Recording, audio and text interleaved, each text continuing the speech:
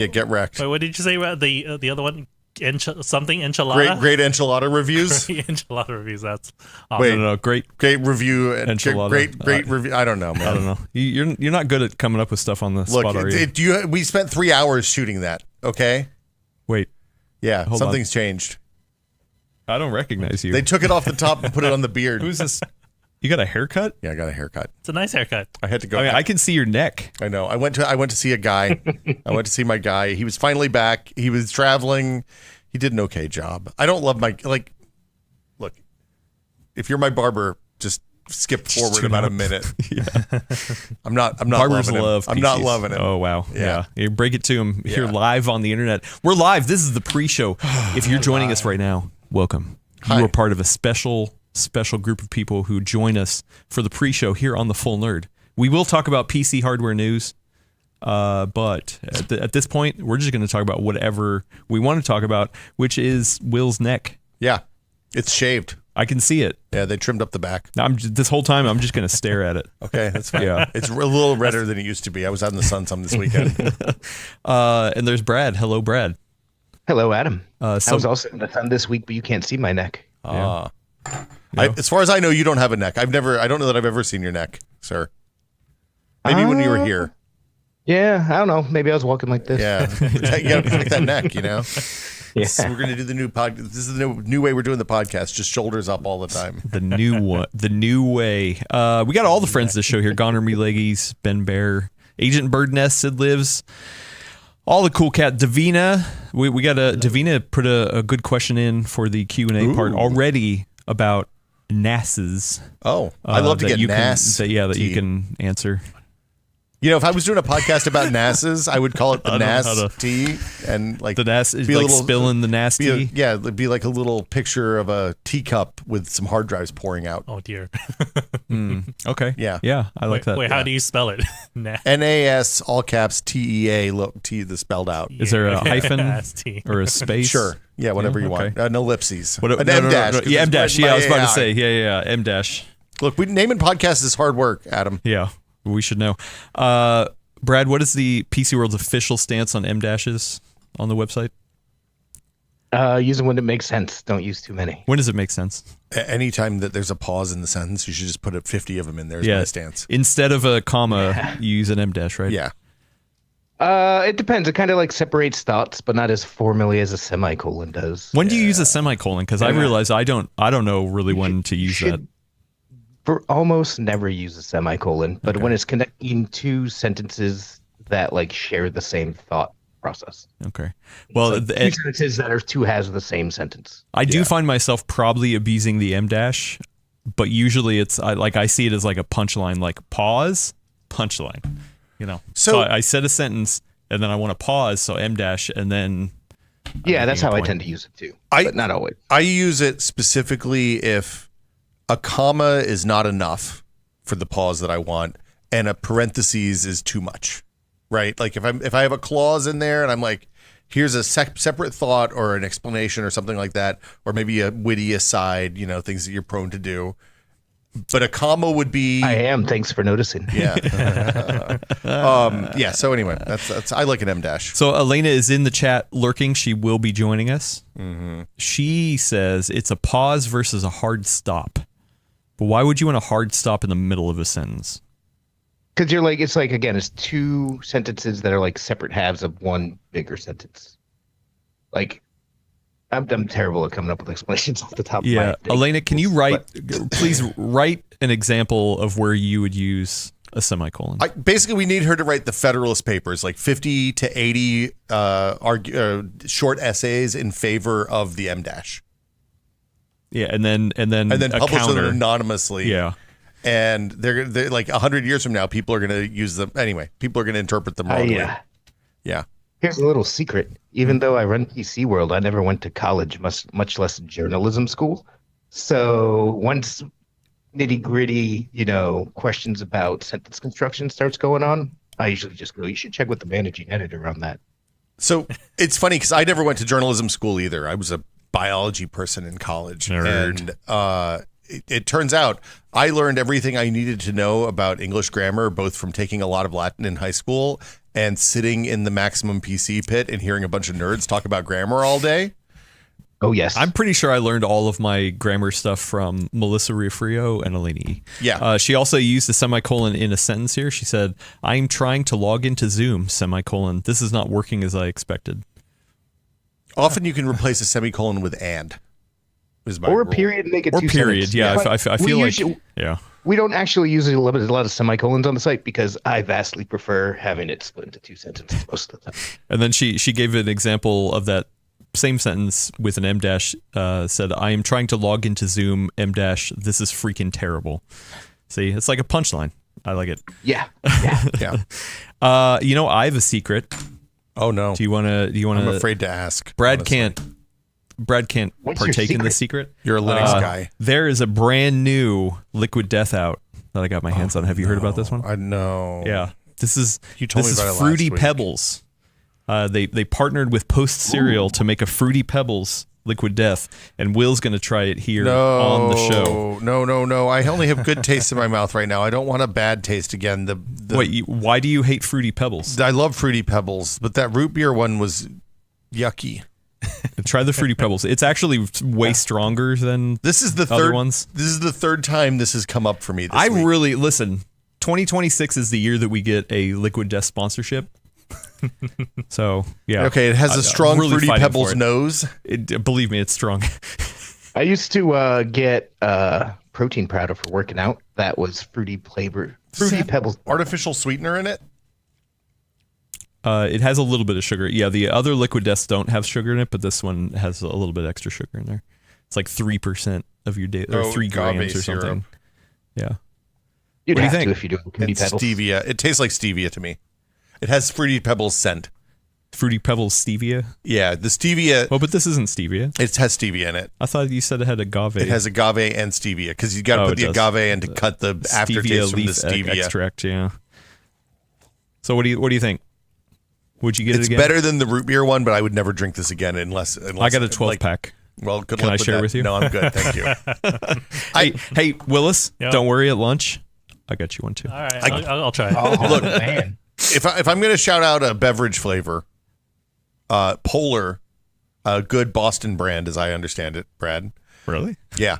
They rolled out a you want more? cranberry. No, I'm good. Thank you. I'll finish. A cranberry clementine this year.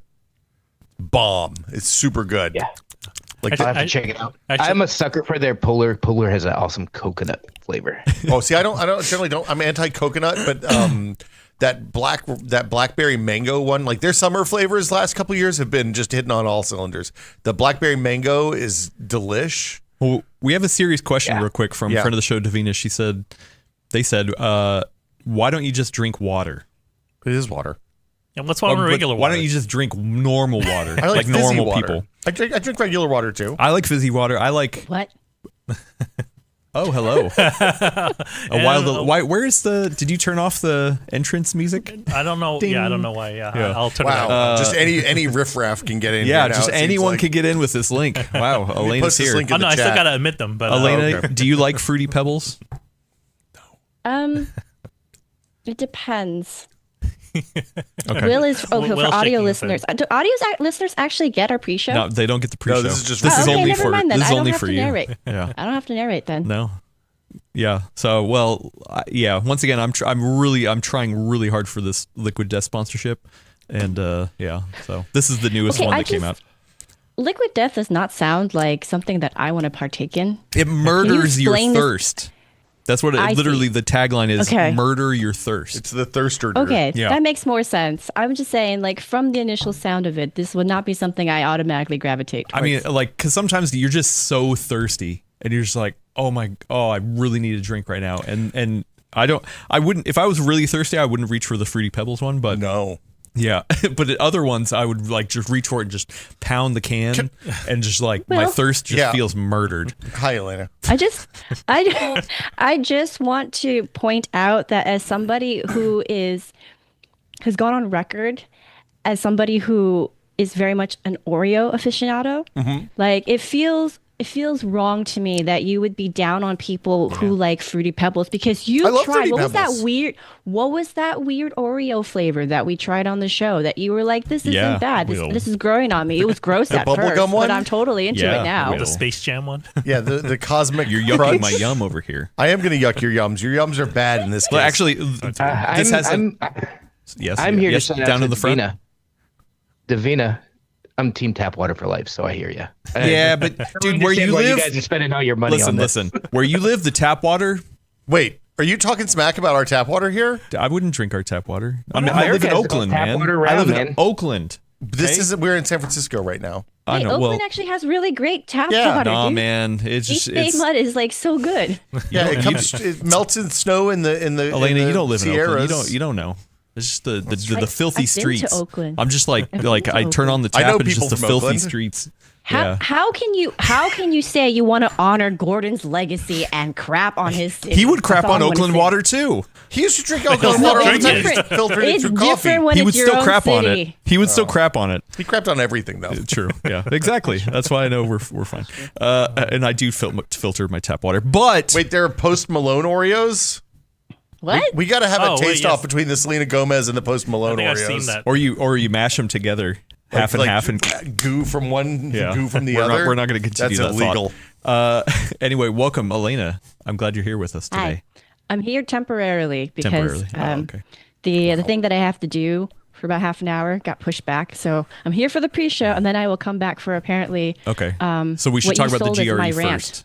Okay. Yes, please. Okay. Unless you want me to put it talk that about way, the right? GRE, GRE and first? not the ATX stuff. No. I want you here for that rant. Yes. Okay. Yes. Okay. Cool. Don't worry. We'll talk about All right. GPUs and all that kind of stuff. Is the pre-show over? Because I'm only here for the pre-show, and then I'm going. Oh, okay. Yeah. How are the hamsters over there, Hamster's Willis? running. Yeah. Team Tap Water, Agent Liquid Bird's Death Nest. Fruity Pepper. Okay, you need to make a poll. Do you drink your tap water? Also, but where do you live too? Listen, like if you live somewhere good, Don't like wait, dude, I don't want people to be like, oh yeah, I drink the tap water, and then they're in the hills of Flint. Yeah, somewhere Flint, cool. Michigan. That's They not live good. right next to Hetch Hetchy. Yeah, exactly. That's Also, a California reference. I should Sorry. say the actual name of this one is Fruity Pebbles, like co-branded, but Liquid Death, the name of it is Serial Criminal. I mean, look, I've made ice cream with Fruity Pebbles milk, Momofuku style before. I have made I have turned Fruity Pebbles. I've added Fruity Pebbles to Rice Krispies treats. Delicious. I've used them ground up as flour in other cookies before. They're very good. They're a good ingredient. This is not. This is too strong. The negative say I would bet about this is that the flavors in the other ones are a little more subtle. This is a real. I think that this flavor is strong enough that it could, like, if you've blown out your taste buds by vaping a lot or something, this stuff could push through that. New York who's City judgy tap today? water. Oh, No Ziv. judgy today. What? And Judgy every day, Chris Alaina. says they live in Tempe. Did you know Yeah. that in Phoenix, Arizona, it has the world, not the world. It has more canals than that place in Italy. Venice? Venice. Nailed yeah. it. More canals than Venice. Did you know that? It's true. Weird. Makes sense. Now you They know. got to Yeah. get water Because around in yeah, the middle of the it's desert. yeah, like it's a lot of distance that it needs to cover. The question is that Willis put in the chat: do you drink your tap water? Yes, it's safe and delish. No, I don't trust my water system. Soda only. This is not soda, Willis. Okay. Well. this is sparkling water. Okay, so you're But tainting. there's sugar in it. You're tainting. It doesn't matter. It says it's flavored sparkling water. Yeah. Well, See? No. But you put soda. That is a wrong. That's soda water. represent- Soda this is water not has soda in it. No. It's It called says soda flavored with carbonate. sparkling water. Nobody has should. voted for it yet. Good. Yeah. Good job, everybody. Well, I mean, I no started- one's going Stay to vote on for topic. pure soda. This is not soda. I started drinking the fizzy water to get clean on the bad stuff. You know, the Coca-Cola products. Oh yeah, to get And- off of it. Yeah, because I like to get the off fizz. of soda. I like yeah. a fizz. Brad. I'm pro soda. Yeah, there you go. Go team soda. BK. Hey, I'm pro BK. I'll tell you what. Yeah, Oh, I Whoppers hit for the life, table. too. I'm sorry. That's the one. Oh. only Stop hit hitting that the you're table, gonna- Adam. Wait, It's quick the pre-show. question. I'm delaying the pre-show, I know, but I just want to ask, what is your take on Burger King? Because I feel like it is so dependent on what you have near you. Oh. Because, okay, for all the Bay Area locals, you'll know what I'm talking about here. And Gordon actually knew what I was talking about too, and I'd mentioned this. There was I think like we were down to one Burger King in San Francisco, and it was across the street from the main library, and it was awful. Like that was a place of sadness and despair. Like so that is was the- my association Howard with one? Burger King. No, Is it the one Civic on- No, it Center. was the one on Civic like Center. 8th. Yeah. Oh, Civic Yeah, Center. Civic Center. Oh, that yeah, one that was was bad. See, Willis knows what I'm talking about. It was Yeah. sad. But then other people I've talked to from other regions, they're like, Burger King's amazing. And I'm like, I don't know what you're talking about. I think the brand has gone downhill in the last 10 or 15 years. I think that it's written into their franchise agreement that new Burger King locations have to be in the worst possible danger. Yeah. It's Yeah. the same where I live. It's the same where I've ever lived. The kind of places where you want to hold your wallet as you go in. But damn, the Whoppers taste good. Look, So Oh, this one did not. And BK love- breakfast. Did not, Brad. BK breakfast This was is my not. favorite. This was not good. And honestly, this was before the time period you're talking about. So this was probably like late 90s, early 2000s, and back then people still like a lot of them had fond memories of like the whole like actual flame broiled like char like kind of stuff. And I'm just like, nope, that one's. they just put that them on one's a with place of markers misery and now. despair. Like BK is a solid like, hey, there's not a Wendy's here choice, you know? Like if you're looking for something like a Whopper Jr. solid burger, right? Solid I'm just gonna burger, stare at your good neck. price. I don't appreciate what's coming out of your mouth, so I'm gonna stare at your neck. I like a That chicken sounds like fry. an HR violation.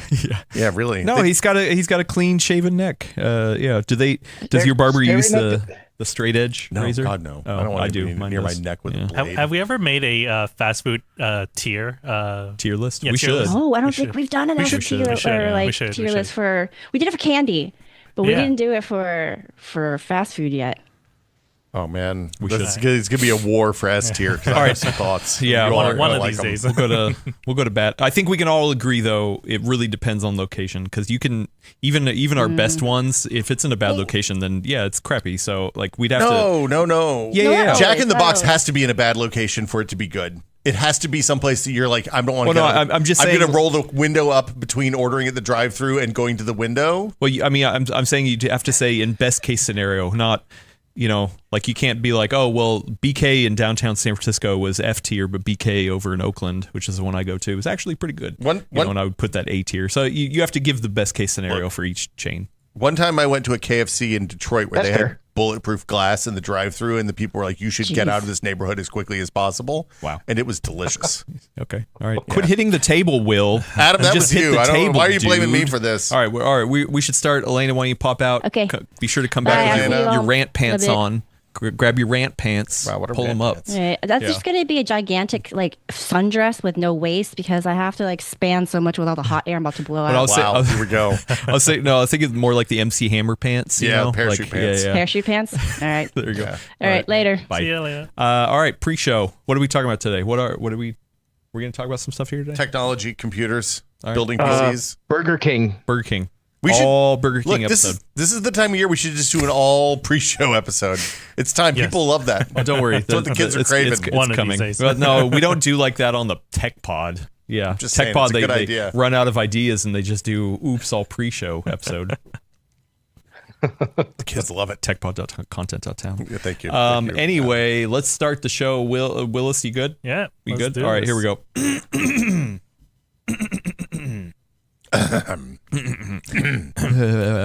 Golden Raisin Edition. Perfect. Here we go.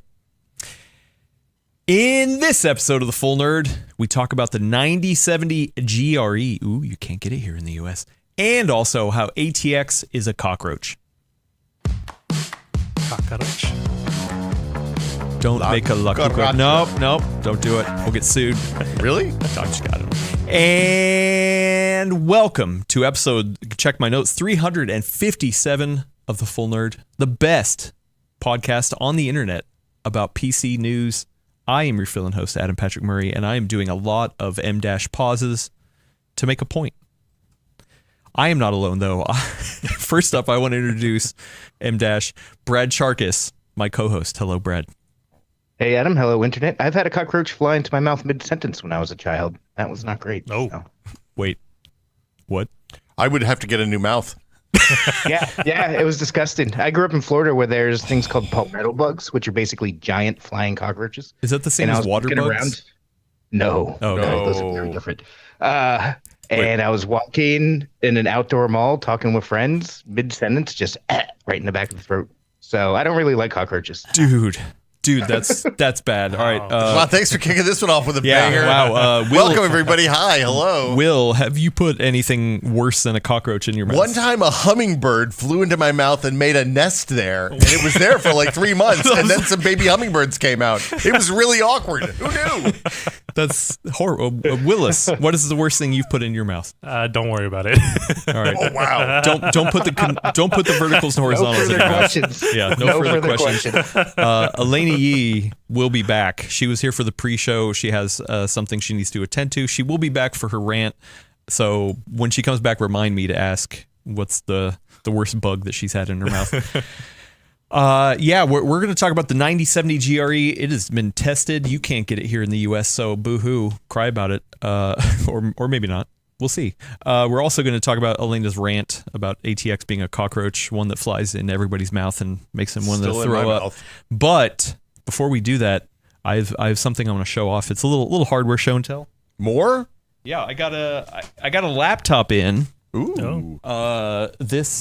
The box is actually kind of nondescript in a very funny way. Brad, can you see this? It just says notebook computer. It's wonderful. Enjoy with me. It looks like the kind of box that if you go to like FedEx and you're like, hey, can you pack up this computer for me? That they give you, which I appreciate. Yeah. No, I appreciate it. It's very economical. You don't I need do anything love the fancy. I do love just the plain notebook computer with no logo on the outside, though. It's like when you order a pizza from your local pizza place and it just has pizza and then a picture of a kind of vaguely Italian looking guy on it. Oh, that's loud. Maybe a tomato. Yeah, maybe a tomato. Exactly. This is a Linux laptop. This is System 76. System 76 makes. But you're already using a Linux right. laptop, though. Well, true. Well, yeah. But this is pure Linux. This is the Raw. pure stuff. Farm to table Linux right here in this laptop. And I am going to announce here. Oh, you're going to announce something? I'm going to announce. I don't even think Brad. Drop? I don't even think Brad knows this. Oh boy. Yeah, Here we go. we have coming up soon. Hopefully, launching in a couple weeks. Maybe potentially. We have to iron out the final details with Will here, but Will and I are starting a limited run podcast series about switching from Windows to Linux.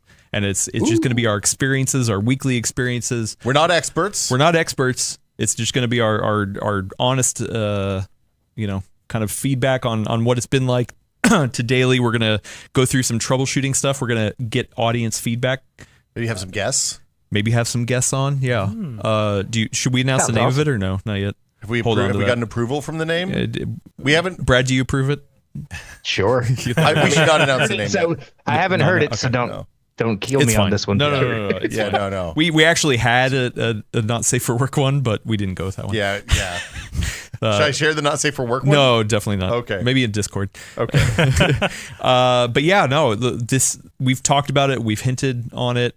We've made it a crux of other episodes here on the Full Nerd. But we were like, you know what? Instead of divulging the Full Nerd into all Linux talk, why don't we have a short run Linux podcast series where we talk about our experiences? So, the first episode will just be kind of a setup kind of thing. We're aiming to launch on, what is it, August 8th or something like that. We'll do an episode 0 where we talk about like our experience with Linux, stuff like that. Yeah.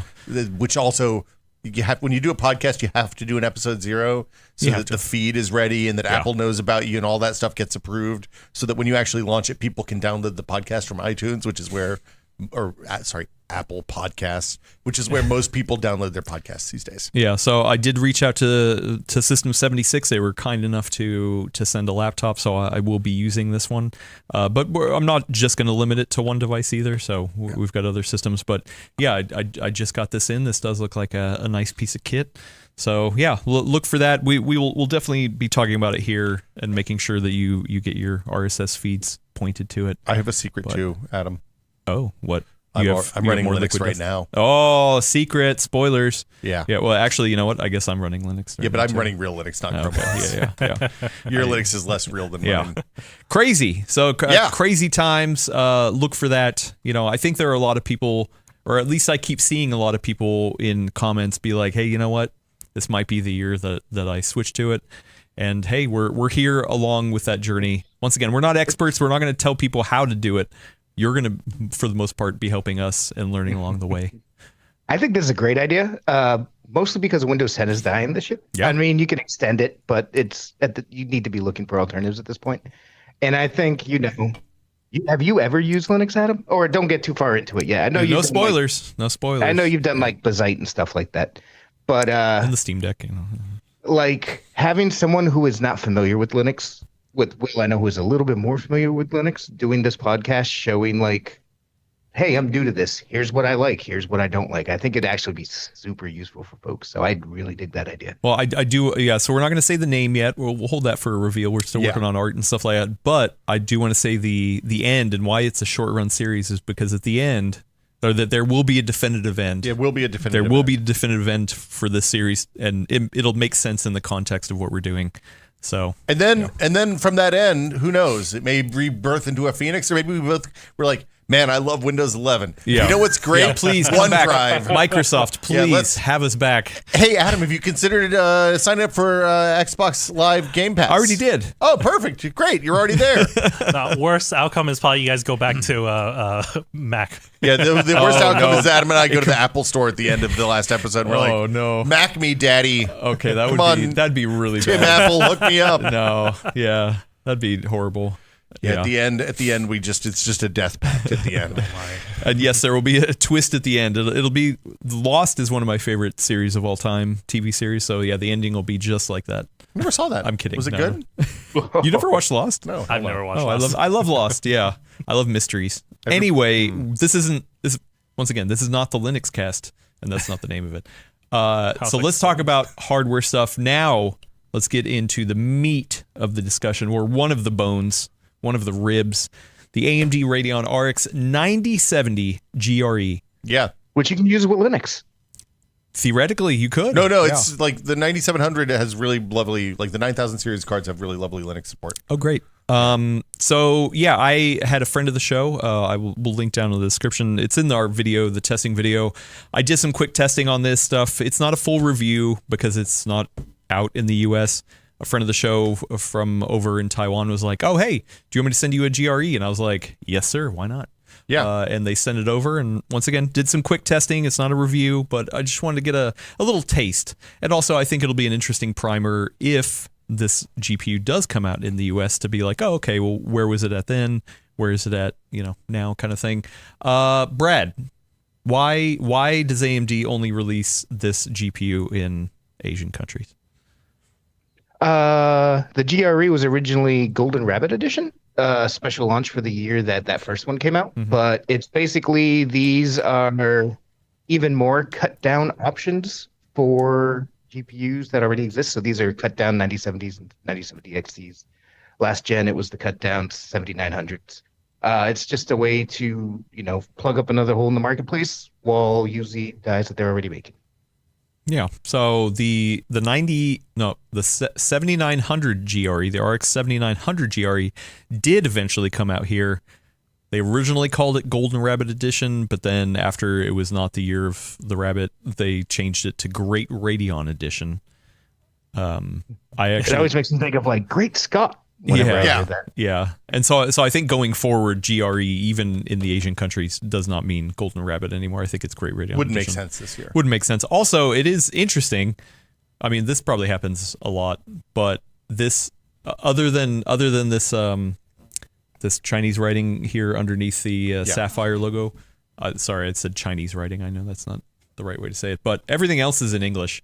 But they just put a Sticker. a sticker on the back. So Makes sense. Huh. That's super interesting.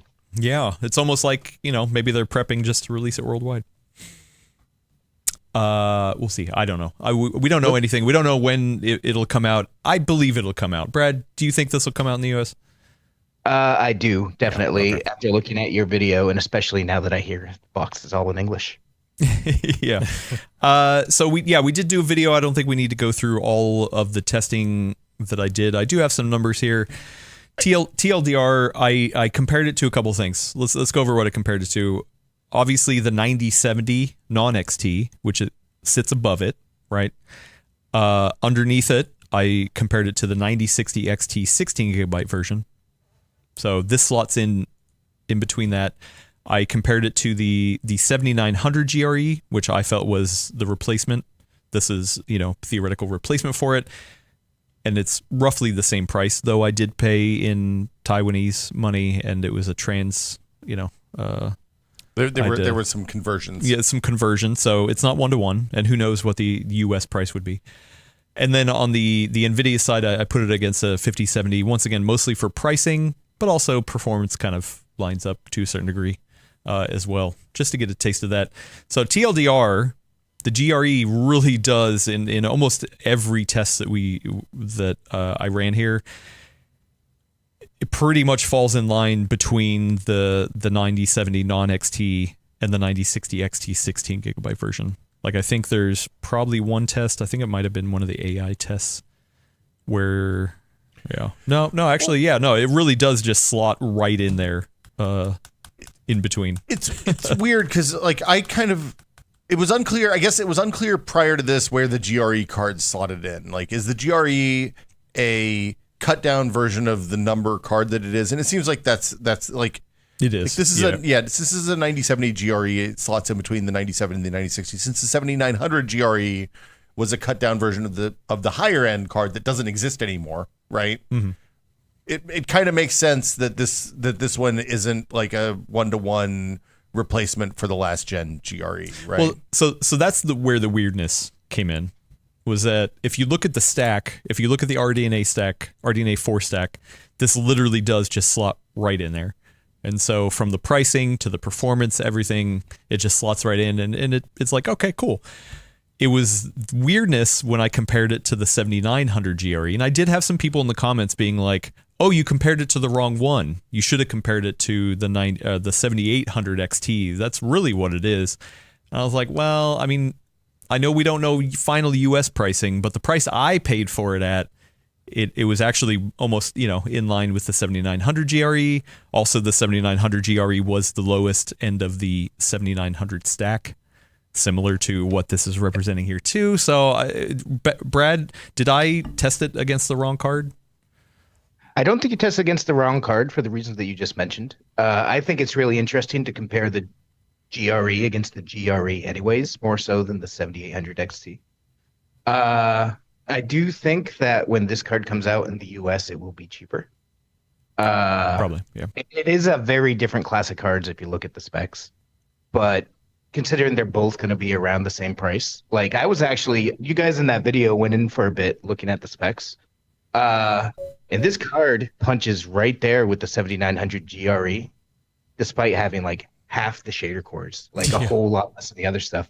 So to me, it's actually a testament to how far AMD moved the goalpost forward with our RDNA 4, which I really like. I like the fact that you can get 7900 GRE level performance with half as many cores and stuff like that. A reduction in price would be nice, but we're living in a different era now than we were 2 years ago. Yeah. So the weirdness came because in some of the raster tests, at both resolutions, the 9070 GRE does not beat the 7900 GRE. We did see that in some of the earlier testing with the 9070 non-XT and the 9070 XT. So we kind of already knew that. And then really where it makes it up is in the ray tracing testing that we have in here. It's like, oh, okay, wow. Yes, this is, obviously the RDNA 4 goodness in there. So like it's raster only. It's kind of weird. If you're just looking gen to gen, like nobody should upgrade, I don't think, if they already have one. But for ray tracing stuff, it's like, oh, dang, this is awesome. And also, it uses FSR4. I didn't do power testing. There was a lot of testing I didn't do, once again, just because this is not a full review. It's not a card that most of the audience can buy. Yeah. This is mostly theoretical. The only place where I was very head scratched, and maybe that is because of like just pure horsepower or VRAM maybe, was like AI. Like in AI, I thought this would do a lot better because RDNA 4 definitely has some of those chops. But I think some of it was VRAM. The 9070 GRE has only 12 gigs, where the 7900 actually had 16 gigs. So because if I remember correctly, the 9070 GRE did well in the first AI test. The image generation. Yeah. Yeah, which that totally makes sense the way it's configured. and it stumbled in the AI text generation. Yep. And yep. that's where like memory capacity and speed both really matter. So I'm not as surprised as you are to see the 7900 GRE be better at that, because you want 16 gigabytes for AI cards. We've been saying that for ever since it came out 2 years ago. So the other thing that, as I was thinking about this some of this weekend, is the way that AMD used compute units that typically are split with graphics rendering on the older generations of hardware. You know, the 7900 is able to apply all of that power that, like, in a ray tracing workflow, is split between rendering the raster parts of the pipeline and the ray tracing stuff on each frame. With this, it can apply that full bore, and the fact that it has so many of those CUs on the 7900 GRE means that it can probably just brute force through a lot of that stuff, even though the 9070 now has tensor cores to apply to that. So yeah, I like, it's a weird place where, like, I kind of don't, the thing I don't understand is, why does this card exist? Because they have 9070 GPUs that are not passing, that are failing, you know, to run at 9070 levels, or does this card exist because AMD looks at a price point in those markets and is like, hey, there's a gap here that we need to fill, and I don't have a good sense of, like, which of those it is, right? My guess is it's probably that the yield's not right on the 9070s, and they're having some failures that they then can turn from e-waste into saleable products. But also the price seems right for those markets. I don't know. I agree with you. Actually, I think it's both. Can it be both? Why not both? Probably that's the right answer. Yeah. But I do think that, like, TSMC just this week or last week announced earnings, and they're just making money hands over fist these days, because they are charging companies money hand over fist to make these GPU and CPU and silicon dies. And so, like, to make these 9070s are incredibly expensive for AMD to do, and they're not going to want to throw any of that away. That's the reason that we're already seeing, like, reduced stock levels, I think, because they're prioritizing the AI and business workloads.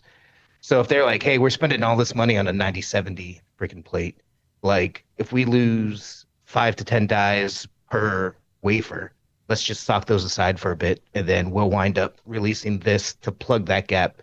Because I think the 9070 is $550 in the US, and I think the 9060 XT is $350. So once they stockpile enough of these, you know, slide it in there at 475, Yeah. 400, 450. Yeah, I guess I haven't looked at pricing recently. I'm doing this live. Yay, everybody loves that.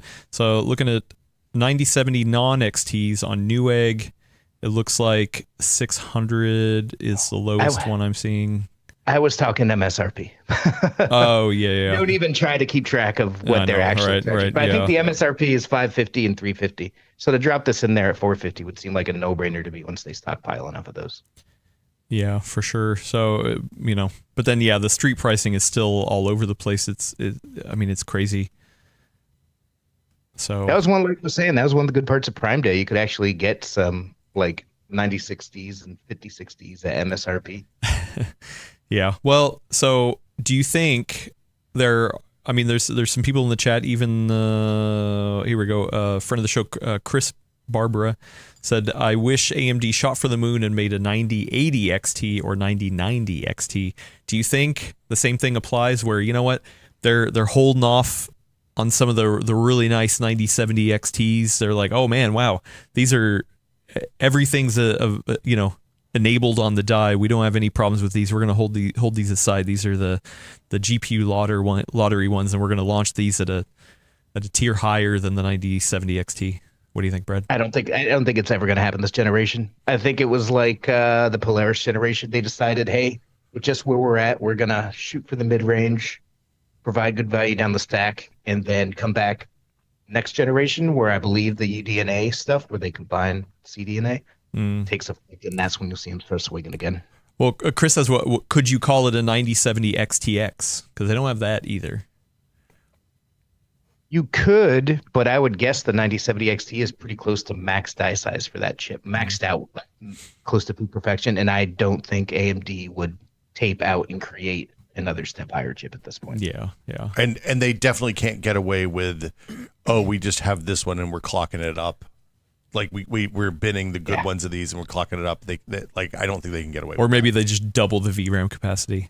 I mean, the other thing is they came out and said to investors, "Hey, we're not doing high-end graphics this time," which those kinds of statements are not always binding, but they can be. And like the market isn't bad enough for Nvidia from a business perspective that they can say market conditions have changed and we should come out and like we have something to take advantage of here. Like these aren't decisions that can happen spontaneously and quickly, and it requires a lot of spin up time. And making a souped up version of this chip would have had to have started 2 years ago to be able to come out in a reasonable time frame. So along the way in the chat says the 9070. No, the 9700 XT can't even compete with the 5070. What are people talking about?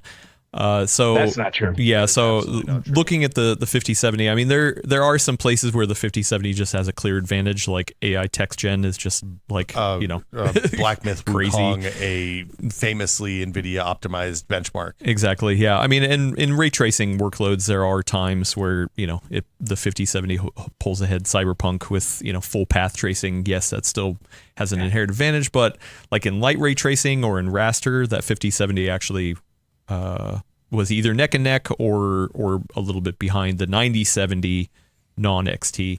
The only other place where it won was also in Premiere Pro, which once again it favors NVIDIA.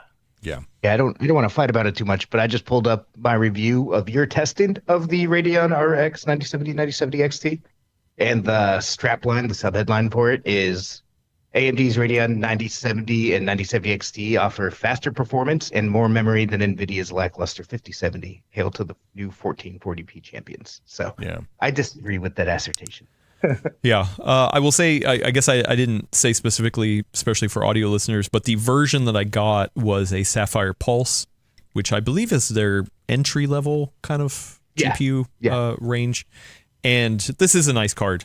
It's only 2-fan, so it's a dual fan, really big heat sink. It's a little taller than the other ones that I compared it to. I believe probably just to go a little bit bigger with the fan size, but these Pulse cards, I feel like Sapphire has been knocking it out of the park this generation for sure. They've been doing it for several generations. Like, to me, if you're buying AMD, the Sapphire Pulse is a go-to entry-level budget option.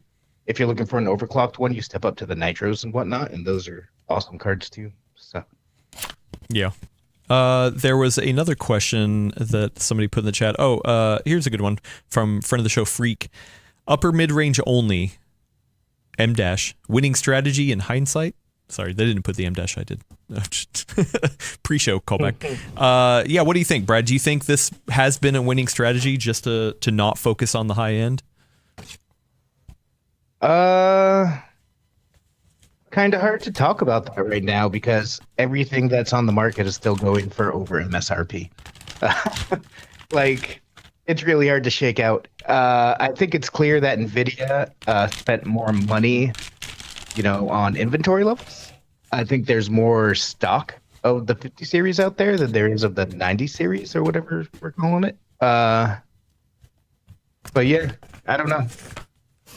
I like the cards. I like RDNA 4. I think RDNA 4 was a winning strategy. I mean, that's the thing for me. Like, finally coming around and saying, hey, you know what? We're going to have dedicated tensor units. We're going to really focus on not the spatial upscaling that FSR has been, but now, hey, these are not spatial, but what's temporal nature of AI and all that stuff. Like, I feel like that is where the winning strategy is and feel like they've caught up with NVIDIA in a lot of ways. And it's like, okay, sweet. So YJ asked if they can just put 2 GPU dies in one package, which seems challenging for a whole multitude of reasons to me. But I'm curious what you guys think. Intel did recently with their Pro cards. But that was for AI workloads, right? Yeah. There used to be dual GPUs back in the day. Like my favorite GPU that I still have, I've fortunately managed to survive my fire, is old Radeon R95 X2, which was its high-end chip slammed together in a one, graphics card with custom liquid cooling. It was the first. It was real long, if I recall, right? Yeah, Yeah. yeah, it's a beast. Like you had to plug it into different specific slots on your power supply to make sure the right rails got the right freaking power and stuff like that. There used to be a lot of that at the high end. You used to be able to run things in SLI and Crossfire, even at the budget end back in the day. But it was even back then incredibly difficult to do so. The reason that frame pacing and 1% lows really hit the mainstream is because AMD's drivers back then were not as good at those as NVIDIA's, and all dual GPUs were absolutely terrible at it because they had to be in sync. Or at least alternating and being in sync to alternate. And then game development engines just change the way they behave on top of that, and it just does not make any sense from a performance standpoint or from, a fiscal standpoint to do that anymore. I don't think the interconnect. I mean, maybe at some point in the future when we get chiplet interconnect stuff working better, Intel's Foveros substrate or whatever it's called is kind of interesting for that because it's really fast and really low latency.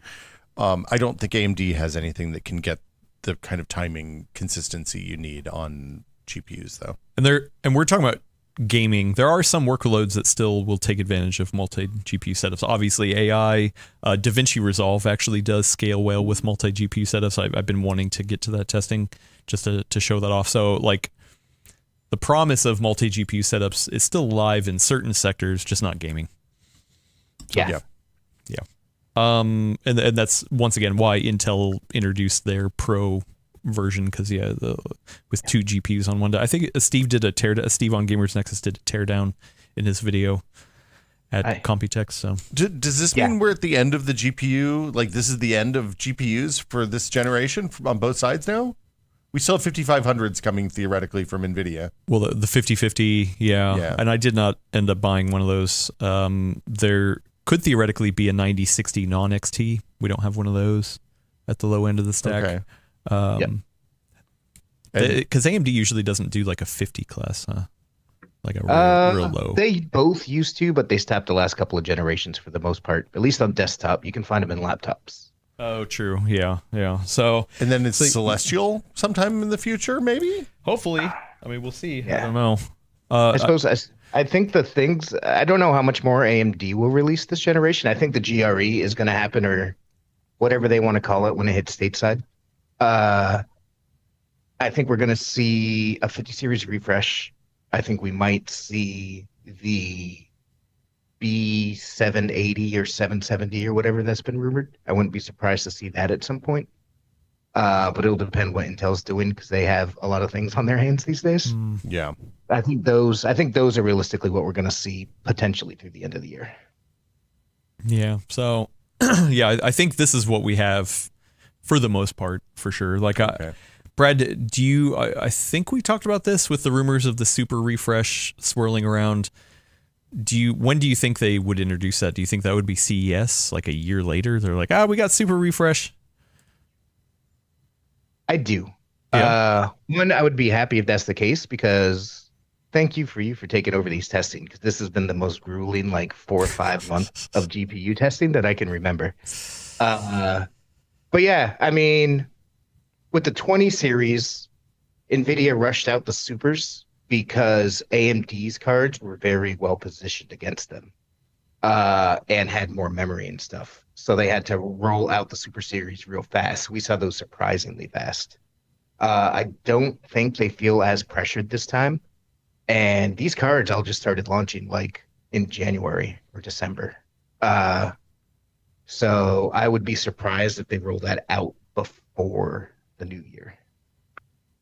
Yeah, I feel like CES at the earliest, but but they could even just save it for Computex. They don't like the holes that they have in their lineup aren't hurting them that bad. Like the 5060 coming out with not enough RAM like we care about that, and the hardcore audience cares about that, but the person who's going to Best Buy or Micro Center to buy a video card is just like, oh, give me the NVIDIA one. That's the amount of money I have to spend. I mean, but then again, even those are inflated prices, Yeah. you know, with the MSRP stuff. So like that hasn't even And ironed out. if the supers do come out, they could adjust the GPU configurations to potentially make them faster, overclock them, that kind of stuff. But I think the biggest change would be the adoption of those new 3 GB memory chips. Right now, you'll make the option to use 1 or 2. I wouldn't be surprised if they use those cutting edge 3 GB chips to bump the RAM up, some of the stuff up and down the stack, and that won't be cheaper anyway. Those are new and cutting edge. So if those come out, I would expect those to be a little more expensive anyway. Do those, is that like the offsize system RAM where they run hotter too, or do we know yet? Don't know yet. Yeah, I actually don't know. Especially for GDDR7. Yeah, I think that's the thing, is that these new 3 gig chips are new for GDDR7. But okay. yeah, I don't know. That's above my pay grade. So yeah, I'm stalling a little bit because Alaina is yet to come back. But anything else GPU talk related about this GPU? It doesn't have 12 volt high power or 12 volt 2x6. One of them, Sapphire, right? Sapphire. Well, the Nitro Plus, the really high end one, did. But it's a real choice, man. This is two PCIe 8 pins. Yeah, 2 8 pins. Once again, didn't do power testing, didn't do thermals, anything like that. But was it loud? No. This cooler design, like I did have a little bit of turbulence on the XFX ones. This, yeah, no turbulence on this. No turbo. Yeah. Okay. Two really big fans. Have you had a chance to play with the FSR too much since launch? Like, what are your opinions of FSR4? I mean, I love it. Like for me though, it's still like having so much of it locked behind the driver level. Like it is still just confusing, or just trying to think of like, oh, okay, how do I enable it? But it's not going to say it in the game necessarily, or maybe it will. I know there's a lot of people saying like, oh, hey, well, there's ways to get around it. I can't think of the program that essentially takes FSR3 and ports it without the need. It just updated yesterday. Yeah, I don't remember the name, but so I don't know. AMD says it's a stopgap, that as more developers pick up FSR4, but I feel like adoption has been kind of slow. I don't know. Let me find the official list. I'm actually kind of curious. It's good when it's there and it's awesome, but it's really like the place where we're in the in between, where there's where there's games that support FSR3 in the menu, but they really support FSR4 if you flip the right thing in the control panel. It's kind of an unfortunate time to be in, and it'll change. And to be fair, NVIDIA does that as well, and I don't like it there either. It sucks there too. So yeah. But I think just generally, like, it's a place, I can't believe I'm saying this, but I actually wish that Microsoft had a DirectX level, hey, here's your AI super sampling toggle that presents to the user as vendor agnostic and just pulls whatever the most recent version of the API is from the driver, so that then it's less work on the back end for the developers and less work from a UI standpoint. Because it turns out, like, this is the thing we've talked about a little bit before, but when you're a game developer and somebody's like, hey, we want you to add FSR4 support, it takes like a half a day to drop the plugin into your Unreal project for an engineer, and then it takes another 3 days for the UI person to come through and wire up all the stuff and get all the copy the way they want it, because they all have specific requirements for naming and how the names align with the scales and all of that stuff. And it ends up being a kind of a lot of work for somebody that's usually pretty slammed late in the development cycle on a game, which is the unfortunate thing. Yeah, I would love that too. Let's go, Microsoft. Nobody understands that. Like, the UI stuff always comes in late and it always comes in hot, and no one ever invests the right amount of time in it so that it's easy to update. And it's just like a JSON file that you can change. Like I could change versus having to have somebody who actually knows what they're doing to it. I feel like AMD and NVIDIA have always been kind of disingenuous about marketing that aspect as well, at least the developers, because every time they announce these things, they say, hey, you can get it hooked up in 3 hours, 6 hours, or something like that. Well, you can. But that's just the dropping it in part. Well, it's not all the extra stuff attached to it. I mean, and in fairness, like, the UI being a pain in the butt is the developers reaping what they sow, because it's like, it's all like that's one of those things that comes in late, and nobody spends the time making those systems straightforward. And like the engines, both Unreal and Unity, and I haven't done a Godot game, but like I assume it's the same situation where it's like every single game reinvents the UI frameworks and design and all that stuff from scratch for their particular game, and it's all bespoke and a pain in the butt. So yeah, I need to go. Actually, I think I should take one of these home because I just switched my work machine to a different case. I had that Fractal Mood that I moved away from. Our intern Glenn Ma helped me switch into a different case last week when he came over to my place. So I have room now to fit bigger GPUs. So I think what I'll do is I'll go back to using an AMD GPU because there is FSR support for some of the games that I'm playing, like Stellar Blade, that work great. But yeah, like I'm looking at the games list. The last update was 65 games, and that was about a month ago. AMD put out like a news blast, and yeah, there was this news about the Optiplex thing. Yep, that's it. Yeah, can you describe that? Because I was still a little confused on how that works. It's basically like Optiscaler. I'm sorry, Optiscaler. Yeah, Optiscaler. It's like Optiplex. Yeah, that's an old business PC. It basically is like the DLSS swapper tool that people use for NVIDIA for so long. It lets you swap things around, so it's not super complicated. Yeah, it's not super beginner friendly either. Like you should know, like if you watch the Full Nerd podcast, you can handle it, but I wouldn't necessarily go recommend it to your 10-year-old nephew or whatever. Did we talk about this, or did we write this up on PCWorld? I have not. No. No. Okay. Yeah. Well, no. There's an article from like March 17th. That was but there's this new one from PC Gamer. The headline is Optiscaler has been updated to theoretically support AMD's FSR 4 in all games with upscaling that don't use Vulkan or anti-cheat, which is nice. But why the heck doesn't AMD do this? Is this like Oh, go ahead, Brad. Oh, whenever you have driver level stuff, things can get real wonky. I think that like as we're seeing that, just to be able to activate it, we're talking about with FSR 4 and DLSS 4. So that's why I think AMD doesn't do it for every game. Yeah, is there anyone in the chat who's actually used this? I'd be curious. I was gonna say I've been looking at that lossless scaling thing that I know people keep Steam talking Deck about people that. are super hot on right now. Yeah. I've messed with it a little bit because they do upscaling that lets you mimic scan lines, like actual CRT phosphor glow and scan lines on like black frame high refresh rate monitors. Or no? Black frame insertion? Black frame insertion, the whole thing. Wow. It's neat. I can't imagine. I definitely would run it on emulated stuff. I can't imagine running it on like a real modern video game. It seems weird to have this layer in between the game and the world. Well, and this is still temporal, right? This is not. Yeah, because you're not getting vectors from the game for any of the frame gen or any of that stuff. So it's like on 2D stuff, it's probably fine, and anything that's more complicated is going to be weird. Yeah, I don't know. I've been. Yeah, maybe I should throw an AMD card into my rig, try out this Optiscaler thing. I'm curious to see how it works, but if it's a headache, I mean that's the thing. Like there are people in the chat even saying like, you know, they just want to play their games, right? Some nerds like us, the configuring or that kind of stuff that is the game. But yeah, sometimes you just want to play a game and just be like, oh, okay, well, what does it say in the menu option? Okay, I'll pick that. I think FSR 4 just got added to, was it Cyberpunk or Doom? The Dark Ages? There was, or no, I was thinking of XESS. I don't know. There was some official support. No, it was Cyberpunk. I thought Cyberpunk got official FSR 4 in the menu. I think so too. I think so. Like in the last couple of weeks, you mean? Yeah.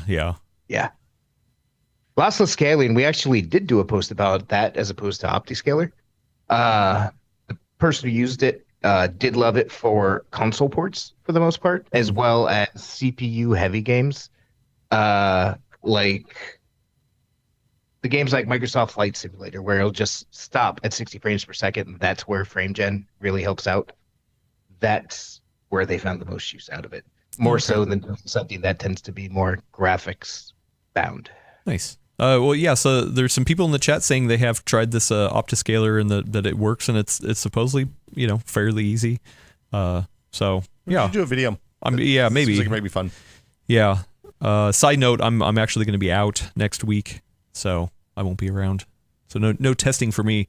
You know, we always say here, always be testing, but not next week. The motto of PC World, except for the last week in July. Yeah. In which case, except for the last week. Just do some light actually, testing. and the last week out. in December. That week's also a not be testing week. It's true. I'll also be out most of next week, so I think it is. There you go. PC World going dark next week. Liquid R says always be vacationing. Yes. Yes. Yeah. Be me sitting here in a dark room with Willis. What's wrong with that? Yeah, you don't want that. You don't want that. Either way, I mean, FSR 4, it's great when it's there. We just need more games. We need more games, AMD. Yeah. Get on it. It's that easy. It's that easy. Just get on it.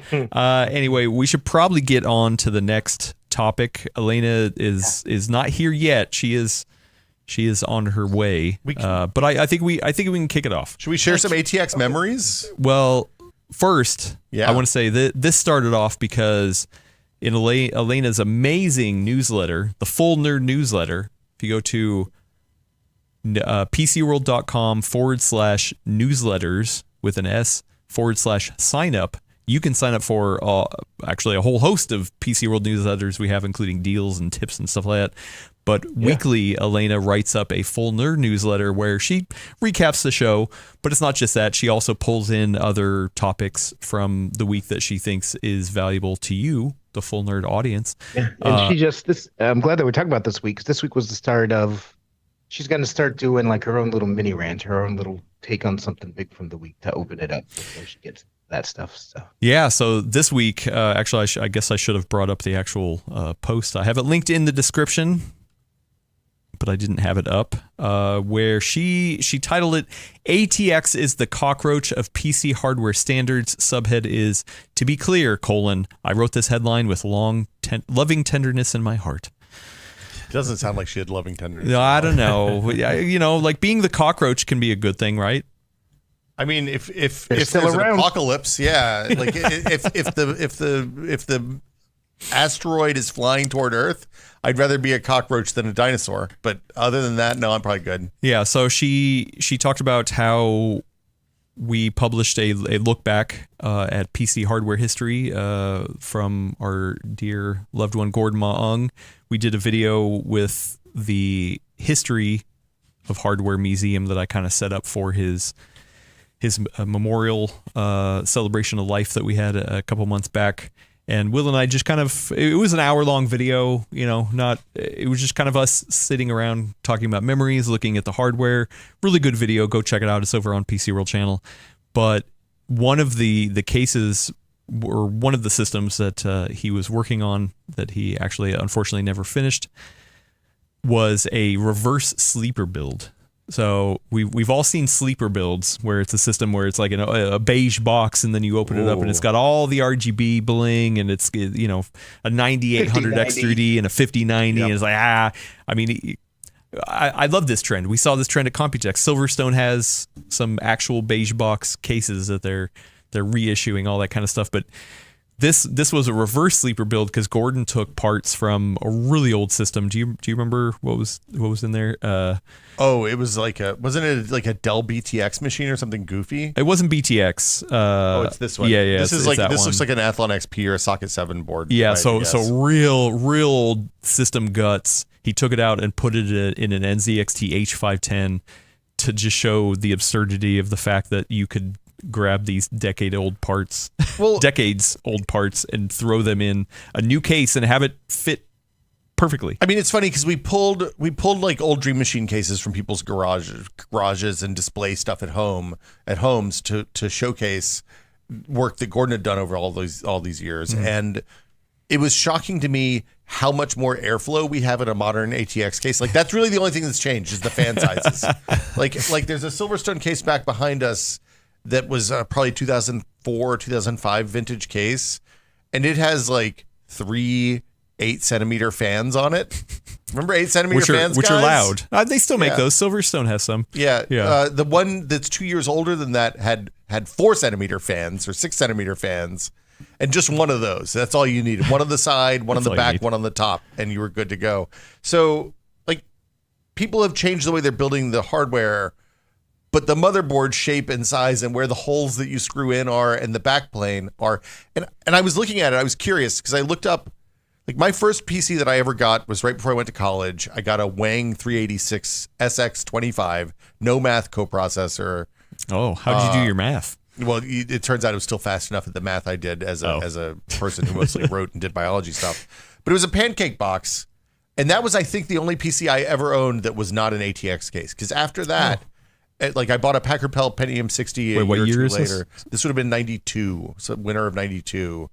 And I upgraded it to a Pentium 60 the next August when they were out. I got the FDiv bug one and everything. Ooh, and that was ATX? That was ATX. Everything after that was ATX. And that first AT machine was the only one I ever owned. I mean, like I used Model 50, 5850s and stuff like that at people's offices and stuff like that. But it, you know, like, it's shocking to me that my entire adult life has been the same standard for what you use to put things into computers. Also, I'm looking at the ATX standard Wikipedia page, which Wikipedia, is the it's an internet's encyclopedia. Yeah, everyone loves it. Yeah. I always forget that it was patented at Intel by David Dent. Really? In 1995. Huh. It was patented. Yeah. There's so much of the PC industry that Intel helped make that people don't even realize, and I'm hoping that kind of stuff doesn't disappear with the current woes they're under. Right. Yeah. So, ATX. Alaina, hopefully you'll be joining us soon to give her rant. But I mean, how about a counter to start off? Why is it so good that it's lasted for so long? I actually genuinely think it's great. Wow. Going in and reading Alaina's article, I don't necessarily think. I think she thinks it needs to change. I don't think she thinks it's that bad, but I think it's super cool that you can do what Gordon did and take those parts from 20 years ago and slam them into a PC case. I think it's a testament to just how well the ATX standard is, that this entire ever-evolving industry has managed to continue building and shifting and shaping and evolving around it. We've had stuff like, yes, BTX came out and failed, but we do have stuff like Mini ITX, ITX, EATX, like different form factors for folks who need them. But this has just been old faithful, and I do think there are advantages to being had by changing that. Like Apple's doing a lot of interesting stuff with its Mac Pro, with like the special like video card stuff that are in there, wired direct. I forget the details, but it's wired very interestingly inside of that motherboard to make the travel distance shorter. I think that's cool. I really like all these BTF and Project Zero things to move the power connectors to the backside. But I think ATX just keeps keeping them, man. I like it. Like, I disagree with Gordon, and I disagree with Alaina that it needs to change. Wow, he heard it here first. Boss of PCWorld thinks ATX should stick around forever. So let me ask you things about, I feel like the amount of heat generated by a modern computer could not have been possibly predicted in 1995 when... Totally agree. And I think that as a result, we have some choices like the orientation of memory sticks and the placement of the CPU and stuff like that. Like, I feel like we could do a point revision to ATX though, and kind of clean up those problems. I agree. But the problem is, man, we're seeing it with the backside connectors. Trying to get all the players in the industry to support the same standard around these hardware revisions is freaking impossible. Well, a lot of the case manufacturers have adopted, at least a wider cutout, so it has all the support for all the backside connector standards, which it actually makes it uglier in a lot of ways. But I agree with that. But talk about starting to change motherboards, starting to change like the orientation of this kind of stuff. Like, you have to get every part of the industry on board with that and all pointed in the same direction. And that's very, very hard sometimes, especially when, yes, there are things that are aged with ATX, but it largely falls under the, if it's not broken, don't fix it for me. Yeah. Well, and I mean, and a lot of people in the chat have rightfully talked about compatibility. They're able to use the same RAM sticks in some, through multiple builds, depending on what you have. The power supply Alaina's here. The power supply has, not changed the form factor. If your standoff support ATX, motherboard, so it's just like, you're able to swap things around in ways that actually make sense. But hey, Alaina's joining us. Alaina, we were just talking about how no worries. We were just talking about how awesome ATX is. Yeah. No. We were gonna. Before that, you have a question to ask. Oh, yes, you're right. Oh, wow. How much did I miss of this conversation? How long have we been in this 5 minutes. conversation? This is Okay, just good. a setup. I didn't We miss were too talking much. about we were talking about why you wrote the thing, Right, but Brad. we're also getting dissenting opinions saying how awesome ATX is. But during the intro, Brad was in the cold open, I said the ATX is a cockroach, and then Brad dropped some mad knowledge on us that he has had a cockroach in his mouth. For fun. It sounded flew like it. Yeah. Was that a conscious decision, or was it like you somehow found your it's like one of those voiceovers where you're like, let me tell you how I got here. I grew up in Florida. I was walking down the street in an outdoor mall, and one flew into my mouth mid-sentence. It's a conscious decision to live in Florida. drivers. So I would Bad say drivers. part of that is on you to live in Florida. Is it on him, or is it on his family who It doesn't started matter. all that? No. Yeah. This is why there's so many Florida men. This is why that happens, right? Because you get a cockroach in your mouth Okay. that changes you. Leaves you Real shook. question though. Real question, because I think for a lot of people, like Californians like me, where our temperatures are more temperate, I didn't really know that there was such a difference in size in cockroaches in warmer climates. Are we talking about monster cockroach, Brad? Yeah, this was specifically a variant called the palmetto bug that are giant and fly. No. Oh no. Oh god. Is it two spits to get it out or just one? It was I'm not even going to try recreating Okay. it. It took a second. Oh, did you have to get in there with your finger, hook it out? Fish Was it hooking it out. yeah? Was it no. Oh, Brad froze. This is conversation. Oh, yeah. No. Wait, is it frozen for you too, Brad? Absolutely. Oh, there we go. Oh, okay. You Yeah. guys Cockroach froze shark. on us. Yeah, me and Elena were talking. Oh, We were no, like, it "Where'd says they go?" our internet connection is unstable. Yeah, Great. here we go. Perfect. Oh, Good job. no. Did you connect to the new Wi-Fi? Anyway, so my first question, Alaina, before you get into your rant. Oh, that's not the question. I thought it was No, have you heard Brad's story before? No, the question was, have you had anything worse than a cockroach in your mouth? Wow. Because that's pretty bad. I mean, I had stinky tofu in my mouth, and even then, Hey. I'd rather have stinky tofu in my mouth than a Okay, cockroach. well, Wow. Yeah. I mean, yeah, I think I would still probably choose some of the worst foods I've had over a live insect. Although I read a fact that apparently we actually eat a bunch of spiders in our sleep. And we don't know that's it. a myth. Been debunked. Snopes. Yeah. Is it? Is it debunked? 100% That's makes you good. safe. Your mouth is safe. Yeah. And actually, that would Good. be cute. I like spiders. So. Okay, so But if you your like mouth them, is why would safe. you want to Oh, annihilate them with your stomach acids? boy, here house we them, go. So make me Keeps the closer flies to up. them. Yeah. yeah. Anyway, Alaina, Yes. your newsletter, fantastic. Yeah. Very good. Brad was talking about how thank you're going to start adding some mini rants to these new newsletters going forward. And Not always rants. Okay, Just sometimes whatever. pontification. yeah, so you talked we talked about how it originated with the look back at Gordon's memorial kind of thing. So, but take us where your mindset was when you were like, you know what, I'm going to put ink on paper and give my feelings about ATX. Put ATX on It's blast. funny because the headline, as often it happens, the headline came to me after. I have been counseled many times to start with the headline, but I knew that Brad's smiling because we've had this talk a lot, and sometimes that works. But for some reason on this one, I just knew the topic that I wanted to write, and I felt like the headline will come to me later, and it it kind of just materialized because after writing all of that, I was like, oh, this thing's indestructible. This thing will freaking live on. It's like a cockroach. All right, here we go.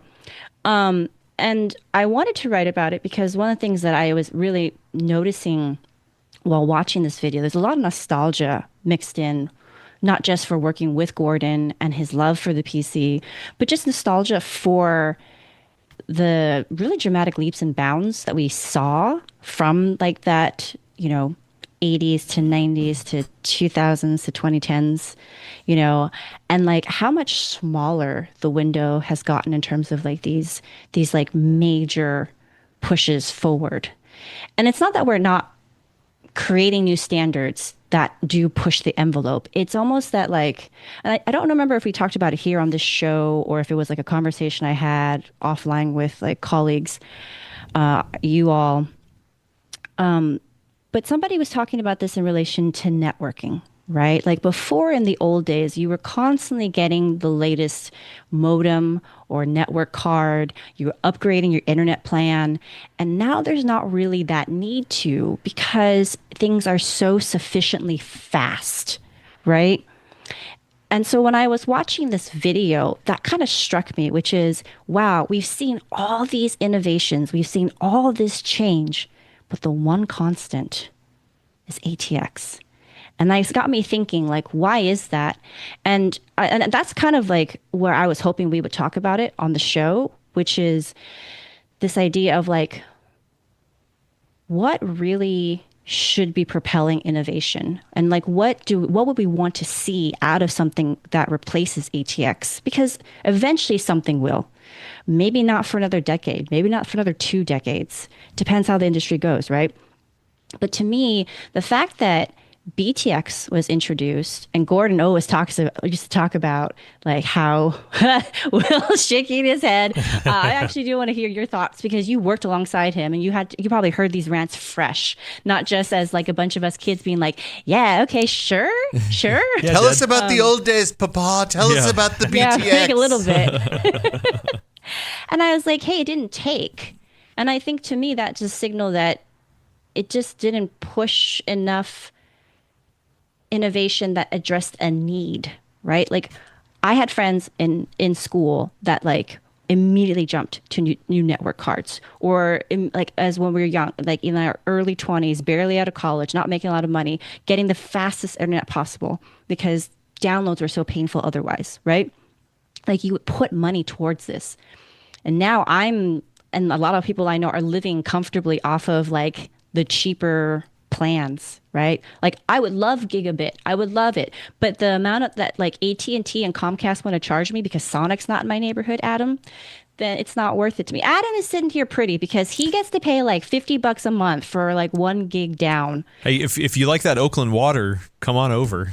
You can get some Sonic and that yummy Oakland water. I wish I had So Sonic. to me, it's like, okay, like to me, this says that ATX is addressing really fundamental needs for people.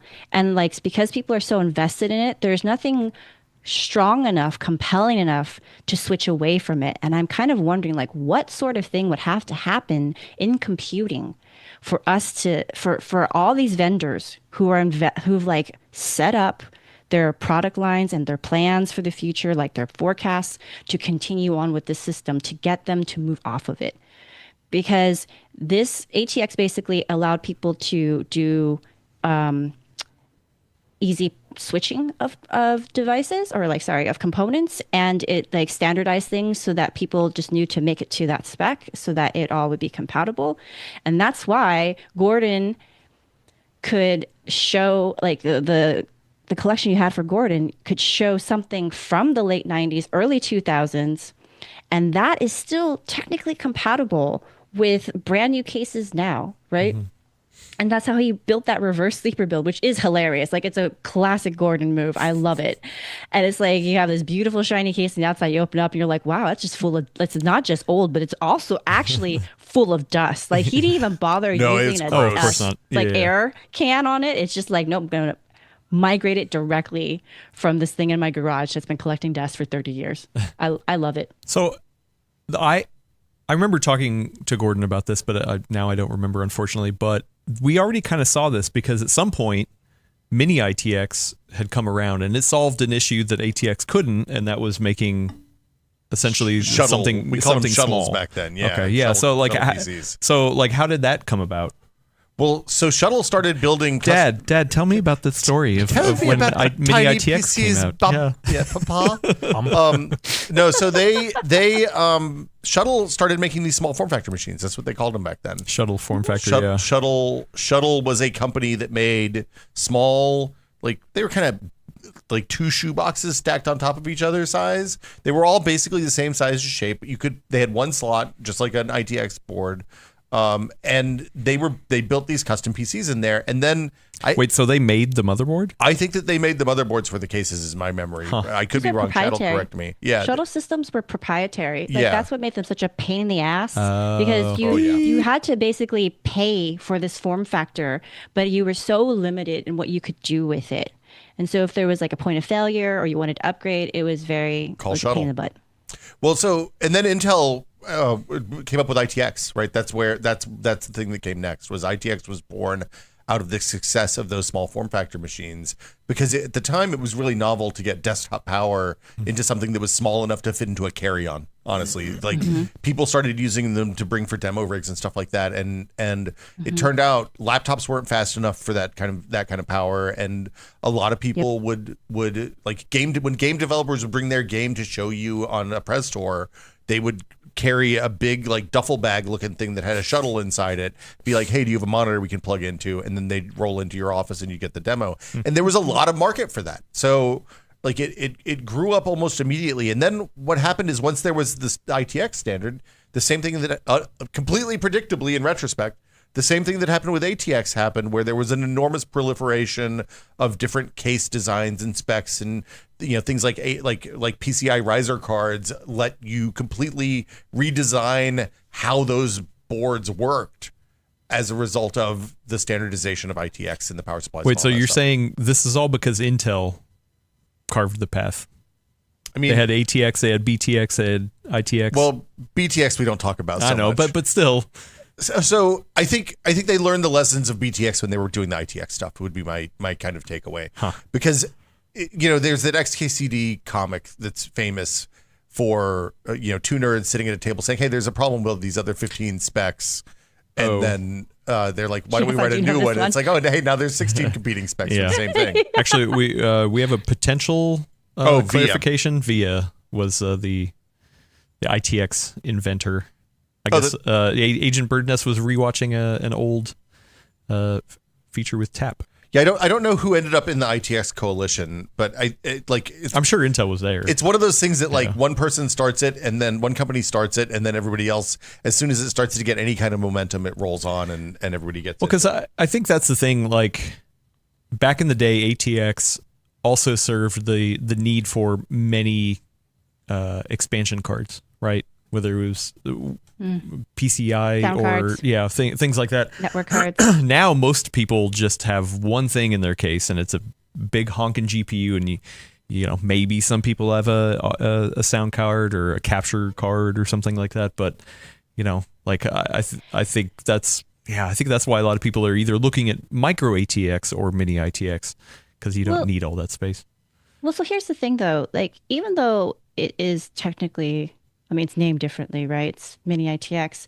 It is still using interchangeability, right? It's not like, oh, if you're building a mini ITX system, you can't use the same parts. Yeah. It's just a different form. We treat it as a different form factor, because everything else is pretty much same, right? And so I think what got me thinking for that newsletter in particular, and still right now, is this whole idea is like, what's the future of the PC? What is the future of desktop PCs in particular? Because are we just going to see these like further granular refinements on things that are already existing because that addresses the individual needs of everybody? Or are we ever going to actually see some kind of like more revolutionary wholesale shift that Gordon was advocating for, right? Because he's like, hey, this is holding computing back. Like, look at Apple. They are willing to completely throw overboard these other things so that they can create custom designs that get them, whatever more performance, lower power usage, et cetera, et cetera.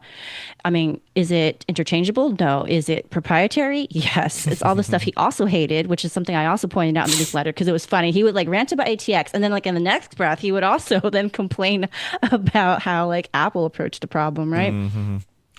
And I don't know. It's like I posited, or I was like wondering in a previous newsletter about the future of the PC, which is like, hey, like is the thing that we are here today to talk about, which is computer hardware, building our own PCs, the enthusiast level, like bleeding edge, like most powerful computer components out there, are we going to become even more niche? Are we going to become those weird people that like to fix up cars when everyone else just wants to go and buy something that's like, I don't know if they even sell like subcompacts anymore, but like they just want to buy the equivalent of like a Yaris and just drive down the street. You know what I mean? Like, are we actually going to swing back at some point to everything being soldered, things being, I don't want to say proprietary, but not user serviceable, right? Because laptops are very similar. Framework is so unique because they say that you can build it yourself. And I don't know if I like that future, but I also can see it being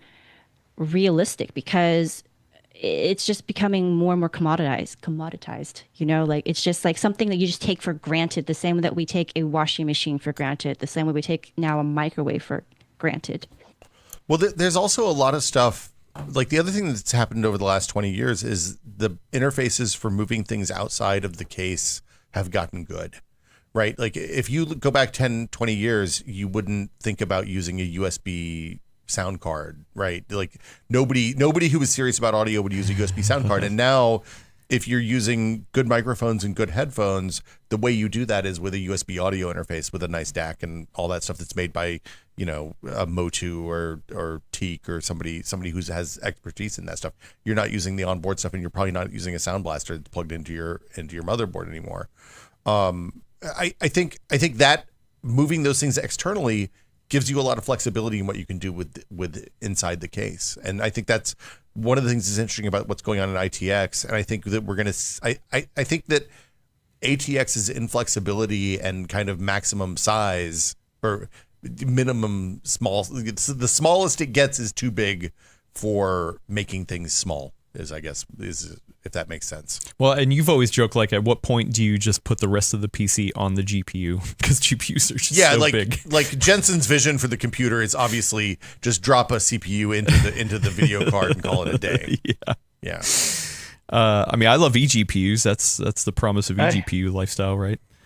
I actually find it interesting that you just brought up Framework, because Framework's desktop, and there was some other company just this week I saw on video cards, actually has a modified motherboard to carry the AMD Strix Halo, that mega gaming and AI chip that they have. So that's obviously not ATX. It's all soldered in and stuff like that. So soldered. Well, it still uses the same layout of ATX. I believe you could just pull that board out and put it in a different case. I thought it was different. My bad. Yeah, I could be wrong, but I feel like that's But yeah, there's room. Like to me, that's like, even within if that's the case, within the realms of ATX, companies are still evolving and changing. Like, there's no way that chip would be able to be configured well unless it comes in that way, soldered to that board. That's the way to get maximum performance out of that. And that's why I think between if it's not broke, don't fix it. And I think Will made a fantastic point about, external interfaces being so much faster now. You could do a 4K monitor off a USB-C these days. I'm fine with ATX. I'm fine with mini ITX continuing to carry the torch if things continue to get smaller, but using the same principles. The thing I will say is I wish that there was some more standardization in ATX about airflow and stuff like that. I know, it's great that we live in an enthusiast world where we all make our own rules, but also when NVIDIA went from doing exhaust on the GPU, which was a little bit louder, to not doing exhaust on the GPU with the 5090 Founders Edition, it sucks. Having lived with that for a while, it is so, I'm going to have to change cases because my current case doesn't have enough exhaust capacity out the back because it just blows hot air up the top. And I'm my whole desk is warm all the time now when I play a game, which stinks. So literally, probably literally. Also, a funny side note: I've been going back and re-listening to old episodes of the Full Nerd, and in the first couple episodes, the Asus Project Avalon came up. Do you remember Project Avalon? I do, and I actually just dropped the successor to that. They had the Asus Prime Utopia came out in 2019. Yeah. They were the same sort of idea. Yeah. So essentially this was like a modular PC. Like, so, yeah. There's definitely, I remember, everybody talking about that and being like, well, it's cool that it's different, but still at the same time, then you just end up like with the same ugly kind of bricks together, putting stuff together. Did you see this? No, that's wild. Yeah. So I believe essentially those two releases are what started our chats with this about Gordon in the past. Yeah. I think the thing that's going to live on forever though is the ATX connector block on the back. Like you look at an old AT motherboard and they have like a couple of big fat, model, what is it? Model 11 keyboard ports and like a serial port and a parallel port. And they're all just loose. There's no flashing or anything to keep the air from blasting out that back hole. Like long live the ATX connector block is all I'm saying. Also the end, you're correct. Onboard audio cannot handle the high impedance good headphones. So get yourself invest in good audio. We talked about this past couple weeks. And honestly, the audio thing, like the benefits of moving audio on a digital interface away from the noise of your PC are so high if you're using like analog microphones and stuff like that. It's so much better to just move that, have a long USB cable, move that stuff far away from anything that's going to make weird noise and weird interference. Like just use USB audio, please. Yeah. So Alaina, where do you think we should go? What problems do you think ATX is giving us that need to be solved? I feel like that's a conversation for far smarter people to talk about, and then what pain points do you have and learn? Like where you're like, oh man, I wish this is something that could change. I'm just prefacing it with that because I think that it is worth, like, I would love to have someone on the show at some point, like to really talk nuts and bolts about all of that, because I think that would be super fascinating to really understand what like the challenges are, what people like people who are actually designing these things are wish we could do, like what limitations are on that. But more from the end user perspective, I think that realistically speaking, if we are seeing like the effects of climate change, right, and there are going to be some regions that are just very, very warm in certain parts of the year, then like having something that Will is just talking about, blowing a ton of hot air, is not going to be as feasible. Also, just probably a rising electricity cost. So I honestly think that as not exciting as energy efficiency probably sounds, I think that's a lot of where we're going to be headed. I think that's what a lot of things that are going to be focused on. And I actually wonder if that's actually what's going to cause the eventual shrinkage of the use of like things like ATX, and we're going to start moving more towards like solder designs and mini PCs and things that just kind of sip power. And because most people, if they're using their PC for just maybe one or two apps, or they're only really using it as a glorified, Chrome OS device, they could get by on a laptop. They can get by on a very inexpensive laptop. They could probably get by on an old laptop that has Chrome OS Flex installed on it. And so if that covers most people's needs for a desktop PC, then I can see a world where, like I said, people like us talking about this, we're going to be those like the computer equivalent of gearheads. Like we're just going to be talking about a lot of stuff that most people don't. I think we're currently already there, though, right? In them. Like especially for gaming, consoles are a big deal. A little bit, but PC. I mean, like as much as I love the console, as much as I will defend the console, like in terms of market share, PC gaming is way huger. Like it's just way bigger. It's gigantic. So I do wonder if we're going to start to see more things where people are less hands-on with even building their own gaming PCs, and they're like more kind of custom solutions where, as Brad was kind of alluding to with Framework, where it's like, hey, we're going to give you a motherboard CPU combo that's like kind of designed to like work this way. It is going to be probably maybe this will be the legacy of ATX. Like it will be compatible with these kind of expansion cards. Like it'll still maybe keep that as like the interchangeability part, but like the nuts and bolts of it, I don't know why I keep using this phrase today, but like the essentials of it, right? The things that we now, still install separately and swap separately. Like it's almost kind of like maybe a modified approach to like console gaming, right? Where it's like some of the stuff is kind of custom and proprietary, but the rest you can kind of customize yourself and it's still PC gaming, as opposed to, well, I'm going to put this CPU in, I'm going to use this cooler, I'm going to use this GPU, I'm going to like add these expansion cards. Like, I wonder if that's just going to become much, much, much more like a smaller audience, which makes me kind of sad. But I don't know. I don't know what. That's kind of why I want to have a conversation with people who are like in the trenches, because I wonder what they're seeing from their end and what they want to push. You know what I mean? I feel like one change that has just come around that could be addressed in the form factor is like, I feel like having 4 populated DIMM slots is not as popular as it used to be. Yeah. Right. So I know I've heard about this with motherboard manufacturers. They're like, actually, you know, like if we could just get down to 2 DIMM slots, like it would, you know, save, it would actually be faster because then you don't have to run the traces, and also cheaper, potentially, More stable. you know, yeah, more stable. Who knows? But like, I feel like that's just a trend that has over the past, you know, whatever number of years is like, oh, people don't really populate all 4 slots anymore. And that could be I do. Madness. That's actually one of the 4 suggestions I have. No. Ooh. Brad.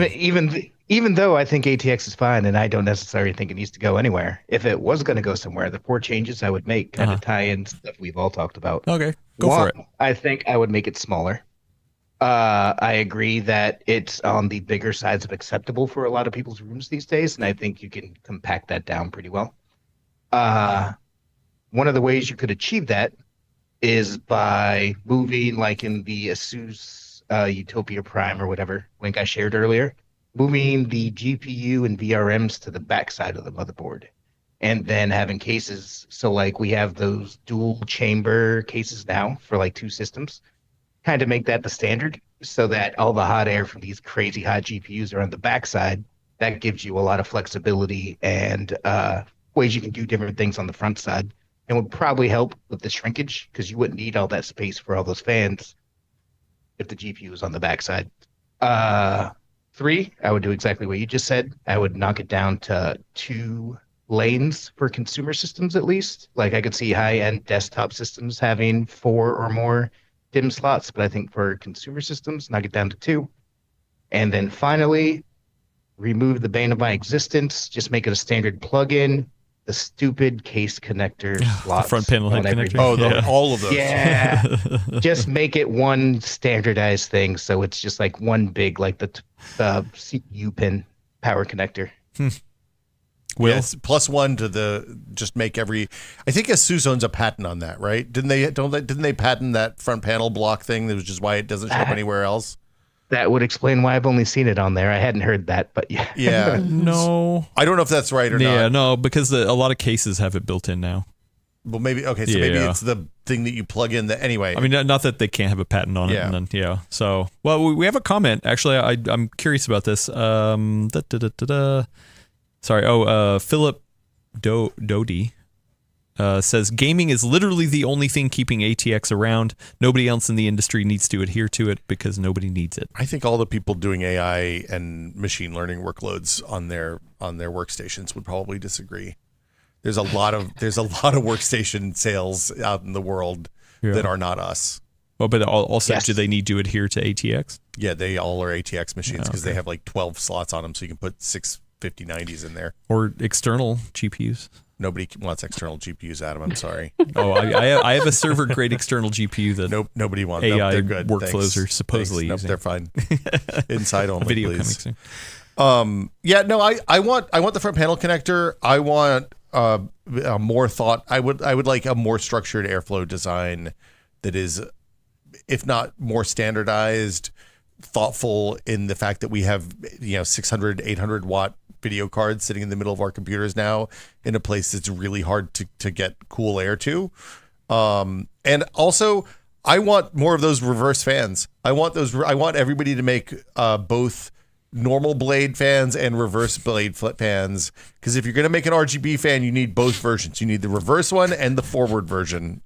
Because sometimes you just need to the ones that you can switch. Like, that's the thing now. What? They're reversible? Yeah, there are ones that you can actually pull the center just pull hub off out. the blade, Madness. flip it. Yeah. Well, but then it See, has, this is kind of what Yeah. this is kind of the reason why I wrote about this, because now we don't really talk about ATX anymore. We talk about all like these other more ancillary like upgrades, aesthetic upgrades, and like it's a system that's in place, and now people are just refining and furthering that, as opposed to like chucking the whole thing out and starting over, which is what Gordon was really advocating for a lot of times. okay, so I definitely agree that we're just putting Band-Aid after Band-Aid after Band-Aid on top of ATX's I didn't crimes. say that. I didn't say it was a Band-Aid. I mean, Gordon always, he talked about U.2. He's like, those M.2 and NVMe SSDs are way too small. Yeah. But I mean, then the chip density caught up and it was fine. The thing about BTX was none of the system vendors got on board, right? And when they were rolling that out, they came out and said, hey, here's the new thing. Dell built some machines and HP built some machines, and like nobody else was doing it. And also they didn't have parts in the channel. So like whoever does this has to have a bankroll to go out and like somebody has to push past the hump, because there's always going to be a hump with a new standard like this. ITX took 10 years to take off, because 20 years to take off, because VIA rolled it out in 2001 or something, because they didn't have the money to push to seed the channel so that parts were there so that people could build machines with it. BTX, Intel didn't write those checks, and as a result it failed, because the enthusiast market and the home builder market and everybody but Dell and HP couldn't get those parts. And like I think we're stuck with ATX because of that, which kind of sucks. So we're going to keep doing janky stuff like moving the connectors to the back and changing the shape of the DIMMs. And that's the heart of what I'm trying to address, I think, too, because it's like people got on board with ATX because it addressed a fundamental need or desire, right? Like people wanted more standardization for specification, right? They wanted to be able to be more easily able to swap parts. Yeah. And now that kind of baseline has been met, what do you all think would need to be the next stage for people to really attach themselves to that pain of moving to something new? I don't think we found it yet. It has to be something good, like Cost. Yeah, it has to be cheaper, better, no, that's faster. so general. It has to be like, to me, it's a feature. It has to be a feature. The That's killer something app. What's the killer app of Alaina's Oh God, ATX? don't put it that way. The paradigm shift. No Synergy. wires. Let's go with no wires aside from the power cable. Yeah, That would just be my killer. That's true. all power line networking inside that thing, just one wire. That would be a feature that would appeal to people. I mean, That's true. Actually, that Corsair would kind sell of me. has it. Corsair has that the iLink, IQ Link, whatever. But- all USB-C. But like you think about this, we've gone from a time when CPUs didn't have coolers glued onto them, even a passive heatsink. Like my Pentium 60 did not have a passive heatsink stuck on it. You could just see a chip that had Intel Pentium written on it, right? It was just in there. It was wild when you think about it. And now we have these enormous tower air coolers. We have AIOs that are huge. We have 16 fans. We have RGB. We've gone from M2s that were like, oh, you just put this in and it doesn't need any cooling. It's just a board just floating there on your board and it's cool. And now we have these enormous chunks of metal that have to cool those things. Mm-hmm. And we keep tacking stuff on and on and on to it. And it's like we bought a 94 Honda CRX and we lowered it. We put some body panels on. We got a big fin on the back. We got new rims. We got some lights. Spoiler. You have the interior lights. Yeah, the interior lights when you open the door. Yeah, we got an airflow thing on the front. We put a turbocharger on, and now it's still a Honda CRX, but it's like 3% faster and better, and now it makes a real good sound when you. Now hit the you're gas. talking Willis's language There here. you go. Yeah, Oh, don't forget the air freshener. That's like requisite Some for people that. don't like the air freshener, man. dude, you got to have. I'm not saying I smelling like it. parts in your PC. I'm not saying I That's like my it. next I just standard. feel like that's like you can't count it as a souped up car unless you have the air freshener. Wait. Air freshener or the dice? Dice. Fuzzy Dice. dice. Fuzzy dice. There you go, Brad. air freshener. Yeah. I've The whole time I've Alaina got was dice saying, here. I'm like, yeah, but then you don't have room for fuzzy dice, so this makes no sense. Gamers Nexus needs dice version that you can hang. Scented fuzzy Yeah, Steve, dice. get on it. So I gotta go, guys. all right, Brad's So- got to go. Thanks, This Brad. ATX talk. Enough of our He's business. he's hating it. Get out of Yeah, here. I gotta go. Thanks, Rage Brad. quit and go Brad. eat some Thanks, Brad. cockroaches. See you next in 2 weeks. Good luck. I do want to point out that in our poll, 45% of the people say yes, let ATX sunset. Wow. That's a lot of people. Do you think they know what sunset There's a means lot in of this people. I case? think they're ready. I think they're ready. Okay. I think we're ready. Somebody should have the courage to take the headphone jack off of the Oh boy. Wow, here we the go. phone. Oh. you know? I would love people in chat to chime in though. For the people who voted yes, let it go. What would you want to see? I mean, supplanted? we have some pretty good comments in here. Yeah? Okay. Ambient cooling, optical interconnects, pogo pins. What about big ITX? 12VO is actually big. What? What if they made a big ITX? BITX? Yeah, it's like it's ITX, but it's big. Think about it. That'd be More slots. Think about an even ITX more board with 2 slots. How many slots do you need? 2. Okay. It turns out all I need is 2. Yeah. Yeah. So I don't know. I want people to get in the comments. Email us. I don't. Do we have an email? Snail mail us. I think the What- full nerd at Well, nobody checks PCWorld.com that. still No. works. Just I checked it, just okay. post in the Discord. Join the Discord. Yeah, join the Discord. true. We have a new Linux channel in there. Just go in the Linux channel and made a Linux only channel? talk Made about some we did. changes. We had to. Oh, wow. Yeah. We go in the It's Linux been channel and just talk about surprisingly ATX. active. It is surprisingly active, that Linux channel. Those Linux nerds. I love Linux. You didn't even give it a good. You should get in there. Linux. Yeah. Oh boy. Anyway, GUTX. Oh yeah, we made this joke before. The Gordon Ong TX. So GUTX, the guts. Do you got the guts Guts. to make the chain? Guts. No guts. Look, Gut. I guts. think we Guts. like. Imagine how nice a motherboard could look like if you put all the stuff on the back. Think about it. You put the CPU on the back, you put the RAM on the back. It's just a big white PCB with some lights on You it. put the motherboard on the back, Yeah, and it's Just just flip the it. GPU. All you see is a GPU. just flip it. That's what I say. Yeah, it's like a sandwich style case. Call on it the ATX. FUTX. The FUTX. Flipped up. Yeah. And anyway, yeah. Do you have the guts to use it? I have the guts. Gordon Ong. What is TX? What does ATX stand for? Advanced Technology Extreme. There we go. All terrain Gordon Ong exceptional. Technology Extreme. I don't know. I have no idea what AT. Advanced Technology Extended. Oh, wait. Because the AT That's E. stood for Advanced Technology. But that's E. They capitalized extended. the X, so the E is small. It's a bad. It was the it's 90s. a bad acronym. Ugh, Yeah. horrible. Like Extreme. they were listening to Ministry when they came up with this. Yeah. Anyway. Boy. Anyway, hey, can you give people? I'll ask you at the end. But I mean, you got people thinking. Actually, somebody in Discord was like, "Hey, now I get all of my news out of the full nerd Scary. newsletter." Yeah. Yeah. Now you are the go-to news person for some people.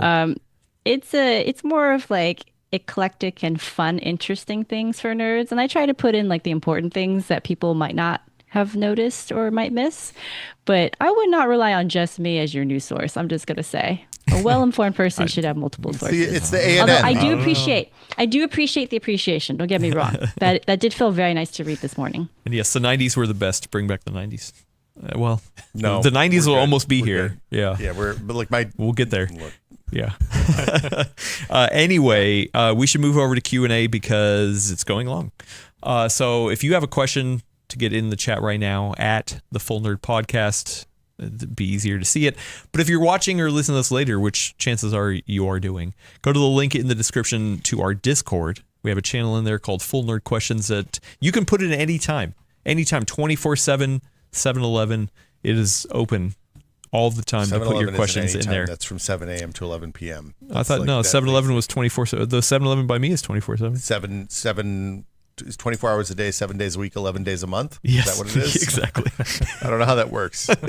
But just trust me, it's math. Anyway, I have some questions that I want to get to, including the one that came in during the pre-show that I'm remembering Oh boy. to get back to This it. is from friend of the show, Davina. Friend of the show, Yes. Davina asks, I'm doing a little research. Okay. Can a mini PC be used as a Linux NAS instead of a Synology, QNAP, etc. at comparable prices? I think that is the Comparable prices qualifier is there. the trip.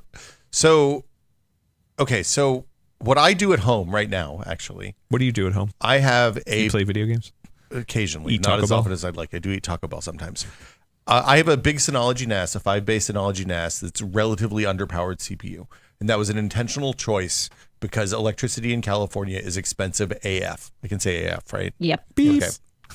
Willis with that button. Jeez. So fast. So that machine runs all the time. It's basically like a big storage pool.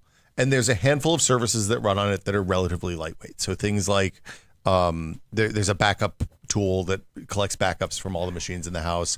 My wife's MacBook time machines into that machine, stuff like that. Nothing heavy. I also have a cheap B-Link that was like $150 N100 power B-Link, which is I think a 10th gen Intel Celeron. And it has 16 gigs of RAM. It has a relatively small SSD. And that's where the stuff that's heavy and requires CPU, like special CPU features, like CPU transcode for Plex or Jellyfin or something like that run. Now, that machine, I wouldn't recommend getting an N100 at this point because that machine's getting a little bit long in the tooth. It's going to get upgraded in the not too distant future. There is a replacement. What is it, So N300? the N200s are getting the right price now that the N300s are coming, I think. But the point is, running heavy stuff like game servers, and I have a Perforce instance that runs there for game projects that I'm working on. Perforce is it's like Git, but game developers use it for some reason. I think it does binaries better. Anyway, Perforce, what else? Game servers, Plex, anything that requires real CPU compute runs on that machine. That machine idles at 5 watts. So it's as close to free as you can get for a computer to compare and contrast. My desktop PC is currently idling at 258 watts, which when I plugged in the watt meter to that thing, I was like, oh, I need to turn this off all the way when I'm not using it. It shouldn't be idling that high. Well, let me tell you.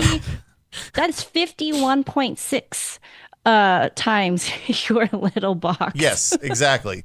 So the point is, I switched to this method when I plugged the watt meter into my old Broadwell E free NAS box, which was my previous NAS, and I looked at what it was costing me per month 6 years ago in 2019 dollars, and I'm really glad that I made that decision now because it's still about $30 a month to run both of these machines all the time for Plex and like my kids' Minecraft server and the Quake server that I run and all the stuff that's happening in these machines. So yes, this is a totally valid thing. Now, the place that it breaks down is if you want to only run that QNAP, you need to think about how you get external storage. It depends on how much storage you want to have.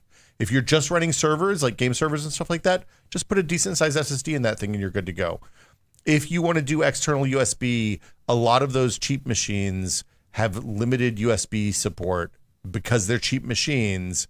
So you're not going to get like a USB 3.2 Gen 2. Definitely not a USB 4 probably. Yeah, you're not going to get 10 gigabits lanes out. So you can get a USB drive cage. Or Ethernet. Could you do it over Ethernet? Well, you could do it over Ethernet, but then you have to have true. the other end too. Yeah, so you're looking at like I think my slow NAS was still $400 without drives, right? So you're looking at like external USB drive cages and how those are wired up matters. There's a lot of really cheap ones that wire them all up independent as a single like drive with some screwball formatting. You actually want the faster ones that give each drive a direct connection to the PC so you can use your Btrfs or whatever your file system of choice is. Anyway. Yeah, well, actually Davina has a interesting follow-up question. Do you think that this is where Snapdragon could potentially come in and maybe disrupt? I think so. For me, the gate on what I run in that machine is based like we're a Plex family. I realized that Jellyfin is really popular, but when I switched the home media server to that, my wife and daughter both immediately balked and were like, "Hey, what the hell did you do with Plex?" So we're a Plex family. Plex is really limited in hardware transcode support. So you have to either have an NVIDIA GPU, which will dramatically increase my power consumption, or Intel. They don't really support AMD right now, and I don't think there's an ARM version that does any kind of CPU accelerated transcoding. By the way, I think. Oh, go ahead. Oh, so I was going to say, like, and I would just add to that too, like, what we're talking about here is extremely relative to the general population, a very small slice of what people are doing. Well, like, the vast majority of people I know are not going to be running their own NAS. Like, people listening are. But because of that, I don't think we're probably going to see the kind of support, right, for things outside of what the team's already working on, at least for a while. until that gets adopted more widely. The thing that we were noticing talking to vendors who make these small mini PCs especially is that they are excited about that home lab space, right? Like they're seeing a lot of growth there. They're seeing interest. When we talked to MSI a couple weeks ago, we I think it was MSI. I can't remember, it was somebody else. But I asked them what was going on with the small PCs and home lab stuff, and they were like, we see it as a real growth market. People are enthusiastic about it, and I think the path for a lot of people is, I take my old gaming PC, especially in our space. I take my old gaming PC and I turn it into a NAS, and then I plug in the watt meter at some point. I'm like, oh damn, I gotta. This is costing me like 6 months of power. Will, Yeah. what is in that PC that it causes it to quote idle at 250 watts? Like, are you just putting? Wrong. No, like, what is happening you there? just have something I mean, there's a lot of wrong, RGB. dude. There's I turned PBO on the 9950 is what it is. Oh, okay. I think. Yeah. So we were talking about 9950 X3D and a 5090, but there's no way it should idle. That should be like 150. So just to be clear, this is the power strip that is 2 monitors, the PC. Oh, you've got everything. I have all the stuff so that's actually not just being the used. computer. It's the computer, not just the box. Oh, so you plug the strip The entire into the I plug the power strip that runs the entire that. system. Yes, the entire Okay. system. Yes. People were very concerned for your safety. No, it's fine. Like, what is idling at 250? Will? Yeah, that is. No, yeah. like I wanted. Do you to know, even know how to build a computer? I wanted to know how much electricity I'm using, leaving my computer running when I get up and go walk around for Which an hour and includes come back. everything. Which Yeah. includes everything. Like just knowing what's in the box, who cares? I will say, Will, you sound like an advertisement for WhatsApp, but I will also say that it is both very addictive and also concerning when you go around your house realizing how much power things take. Alaina, you'll love this. As a fellow aficionado of this topic, I got a bunch of TP-Link little plugs, smart plugs that do power metering. They had the Casas. They were on sale on Black Friday last year, and I got an 8-pack of them, and I plugged them into anything that I thought was a little suspect. Like, I know how much it costs to run the TV now, and it gets turned off a lot more often. I have a meter in my Home Assistant dashboard that shows me how much power is being used and like where it is and what my power rate is at different times of the day. It's very fun. So a funny story that Gordon had told me is that, you know what, maybe I should ask Glenn if he's around. Okay. Because he was talking about how he was arguing with his kids that they kept leaving the refrigerator door open. So he literally hooked up his watt meter and was like showing how long it took for it to cool down after you leave it open for a long time, and then showing the math. This is Gordon's story. That is the most dad thing I have ever heard. Yes. That is such a dad thing. Holy moly.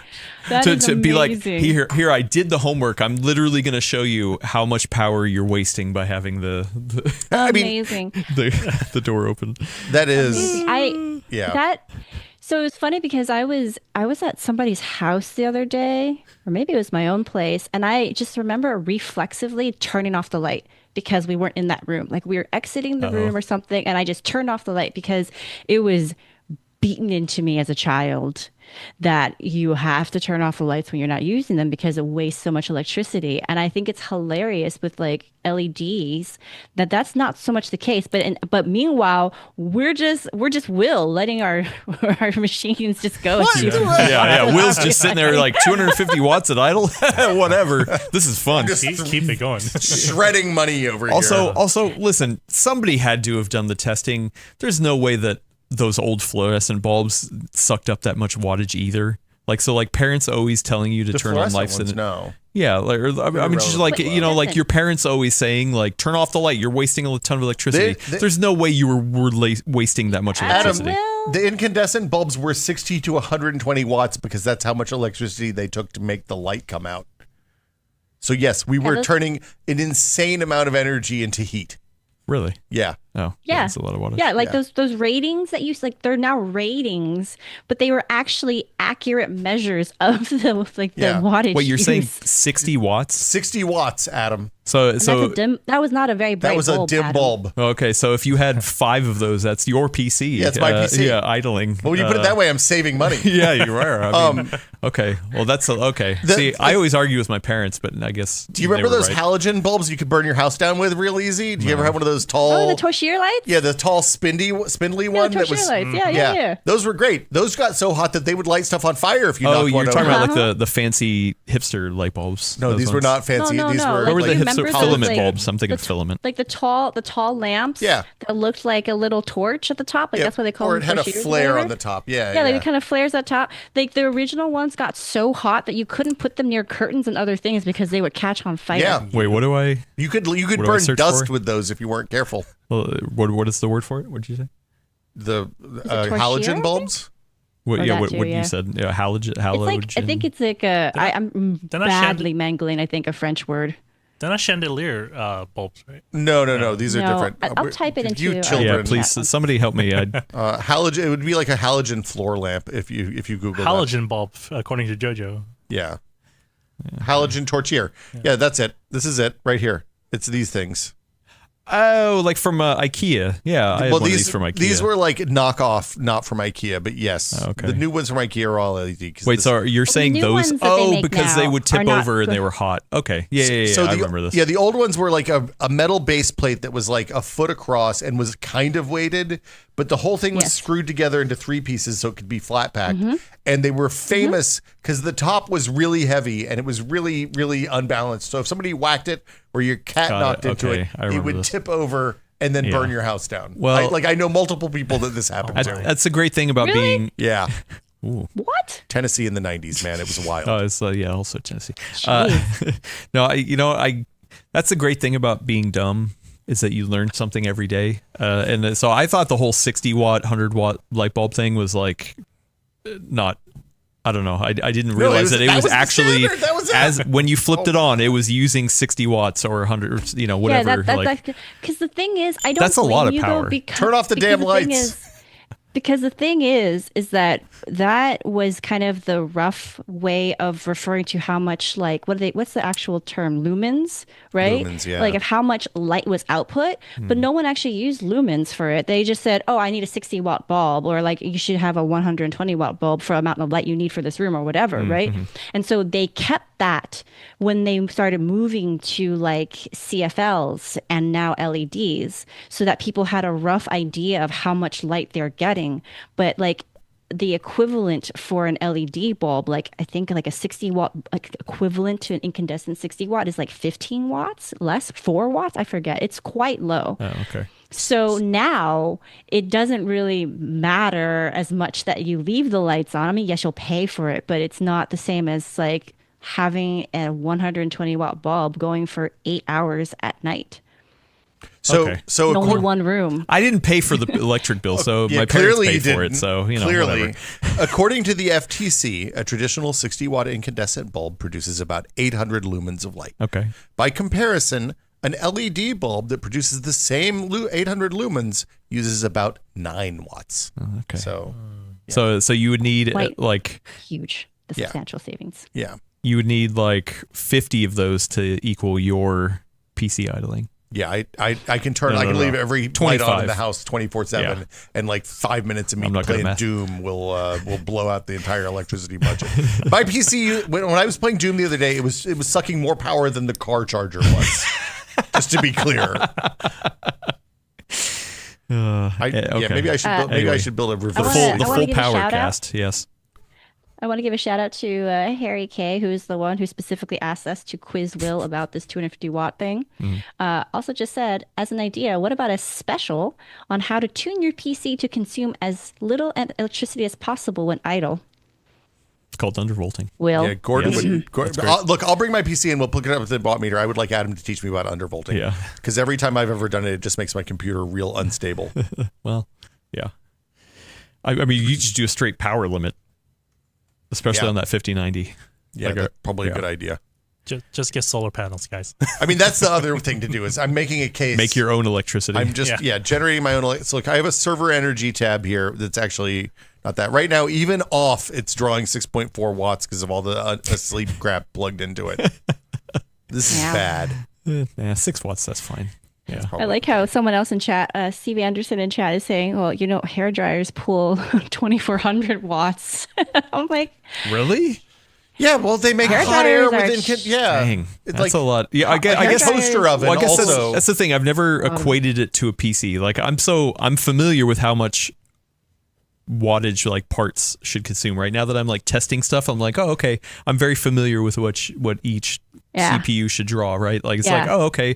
A 9950 X3D has a TDP of this. Okay, that kind of thing. But now I've never equated it to like home stuff, I guess. So yeah, it's actually really interesting when you think about it, because now that you have some context for it, right? You can think about, like this space heater is a 1,500 watt space heater. Yeah, so your PC, if you're running, it's nothing, whatever. So that's why some people joke that their PC is their it's space more efficient. heater It's for more winter, efficient because they get something. And they you get something out of it. Yeah. Their cat gets something out of it. Dang! Wow. Well, so the fun comes here when you start thinking about we have 120 volts electricity in the United States. And most household circuits are 15 amps, like kitchen and some, like if you have an entertainment center, if you wired up something special, you might have a 20 amp circuit. So you multiply those two numbers together, the volts times the amps, and you get the watts. So that means your typical 15 amp circuit in the United States is capable of giving at most 1,800 watts, which you actually can't use all of because you'll trip the breaker when you do that. So think about that in terms of NVIDIA 20 years ago saying, oh yeah, the 15 amp circuit is the limit of what we can do with a computer in America. Yeah. The UK, Europe, for it. Go crazy. Have fun. 240 volts, let her rip. And I will say the 2,400 watt thing that they're mentioning is likely a reference to a location that has higher voltage plugs than we do. Or a 20 amp circuit also. If like bathrooms and kitchens often have 20 amp circuits for things like toaster ovens and kettles and things like that. Crazy. Wow. Okay. Yeah. Today we learn something every day. Today and we burn through a lot of time. So I'm only going to get Sorry. to no. This is fun. We're learning. I think it would be a fun video if we just go around like somebody's Measuring. house, like your apartment, Will's house. and Gordon just, like, did that looking at- testing. I'm not. Nope. Yeah, just like looking at all the random readings we get from the WhatsApp meters. Will, you should test how many hamsters in the wheel can keep your PC running. Oh yeah, you need a lot of hamsters. It would Always be a be lot of testing. hamsters. Always be testing. I just make a potato battery is the thing. Just 3,000 potatoes. There you go. 4 minutes of games. All right, let's rapid fire some questions so we can get out of here. This is a pirate, friend of the show over on Discord.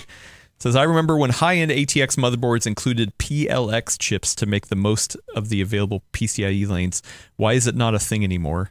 I don't know what that is. What's PLX? Say that again? PLX chips. I don't know what are those the multiplexer things? Yeah, I remember when high-end ATX motherboards included PLX chips to make the most of the available PCIe lanes. I don't know what that is. I don't know what that is. Alaina? No. Oh, I think we've reached the capacity of our team. Here. Yeah, well, like, okay. Gordon would instantly know the answer Yeah. to that. I mean, as the resident old person, I thought you would have known. Yeah, Dad, tell us what's yeah. up. Well, this is from the time when I didn't care. So PLX lets you split lanes, it seems like. So you break like a by 16 into multiple into it's from the time when it's the multiplexing? CPUs didn't have enough lanes is what this article on Linus Tech Tips forums We're looks getting like. called out Okay, what's by up? friend of the show, Star Screamius, saying, you guys forgot what PLX is? PLX chips were for SLI Crossfire. Yeah, I didn't. I thought SLI and Crossfire were stupid even in the 2000s. So, sorry. Wow. I just realized who we have on our team here. Yeah. Oh, What? dang. Look, you're always better getting the one fast card than the two slow cards, and generally better to just upgrading to the next generation card than putting a second last generation card in. Yes, hi, hello. Will, you're not wrong, but also you could put two cards together And you and look make really things go cool, dude. faster. It looks really cool. It does. It Look, still looks really Look, cool. Let You're me to the have tell you- guy who multiple talked GPUs. about putting a spoiler on a Civic, man. I didn't say it was a good idea. The thing that we're doing is what you're doing. What we need to do is sell a blank PCI slot so you can have that second boy. card in there. So it looks cool, but you're not actually crapping up your computer with a second card. Well, and they already do that with the DIMM slots. You can get dummy DIMMs, so it looks like you're populating 4, but you're only using 2. I hate this so much. Do they have lights on them? Do they have lights on them, Adam? Of course they do. You can have ones with lights on them. Yeah. Okay. All right, a couple more questions. Friend of the show, Ivan RS. When does PC hardware become retro? When it can't, their recommendation is maybe when it can't run the latest version of Windows. Oh. Yeah, like what's the cutoff? Yeah, what should we call retro? Is it 1080 retro? Ti retro when it's out of the mainline driver? I don't know. That's what we have to figure out. As a standards body Okay. here, Alaina. Okay, so here's the thing. I saw this question, and I think this person that English is one of their multiple languages, not their primary. So it's not picking on this particular person. But I will say, like my editor, my pedantic editor brain was like, retro is not the right word because that's usually more of a reference to like a style from the past. I think what we're meaning here is more of like vintage versus antique. Oh. Yeah. So I mean, I kind of feel like PC hardware doesn't reach that status for a really long time because Microsoft true. previously has supported stuff for a really long time. Not so much anymore. Maybe Well- when mainline Windows doesn't support it anymore. Well, yeah, because to me, retro is more like you're trying to evoke a vibe from a previous era, and like you're doing it for like nostalgia's sake. So maybe they did mean it actually in that way. But when I first heard the question, I thread it more as like, when do you consider like hardware to be more vintage, like just like out yeah, of I think date? that's what they mean. Yeah, like out of date. Like, oh, this is a retro piece of art. Like, yeah, I feel like it's driver support because like for me, I would apply the same thing to like a phone. Like somebody who has like an iPhone 8, I look at it and I'm like, oh man, that's vintage. And it does not get the newest iOS version. What like cars? What they become antique when they're 25 years old? Is that still the rule? Vintage is first, and then antique is older. Okay. I don't think you could put a number on it because I think so many pieces of PC hardware are so different. For me, it's the Right. first time it shows up at the electronics flea market. No, Like that- you that could have to bought me- brand new inbox 2 1080 Ti Vintage. Founders Edition ones. Vintage. Those still have support technically For I think another few months, for yeah. another few months. So it's not retro yet or vintage. To be pedantic. I Ivan. do think though that this does kind of bring up this whole thing where what we use as a metric for computer hardware is different than the standard kind of rule Yeah. or guideline, right? Because like I think vintage starts around somewhere around like 20 to 25 years, and like by that point that's kind of ancient antique for computer hardware. I honestly would put vintage as like what you say, like when it goes out of driver support, which often can be as soon as like, you know, what, 6 to 8 years? It just kind of depends. Depending on the piece of hardware, yeah. Because like a power Yeah. supply, right? If it's still good and it's working and it's efficient, that doesn't need drivers. It doesn't matter. So it's still working. But if it has mustard cables, then it's vintage, right? Yes. So we know that. Vintage by both definitions. Yeah. The standard and this one that I'm establishing for computer hardware. Yeah. Because I feel like everything is just so. Each piece of PC hardware is different. I think different rules apply to different things because some things aren't driver based, like a case or a power supply, anything like that. Who decides like a hard drive. this? But even still, I would say that I was looking at that green Alienware case, which I think we dated to about 15 years ago. That thing feels remember vintage that, to yeah. me. Oh, it's Because 20, it like 28 at that this point, probably. that Yeah. style is so distinct, and we have moved like several iterations in design past that. It feels old now. So somebody in the chat, 300ZX Turbo says, I looked up the definition of antique and it said 100 years. Well, so I'm on the Wikipedia page for it right now, and it says it varies by category. So cars, some motor category, see. vehicles can be 25 years old to qualify as an okay. antique.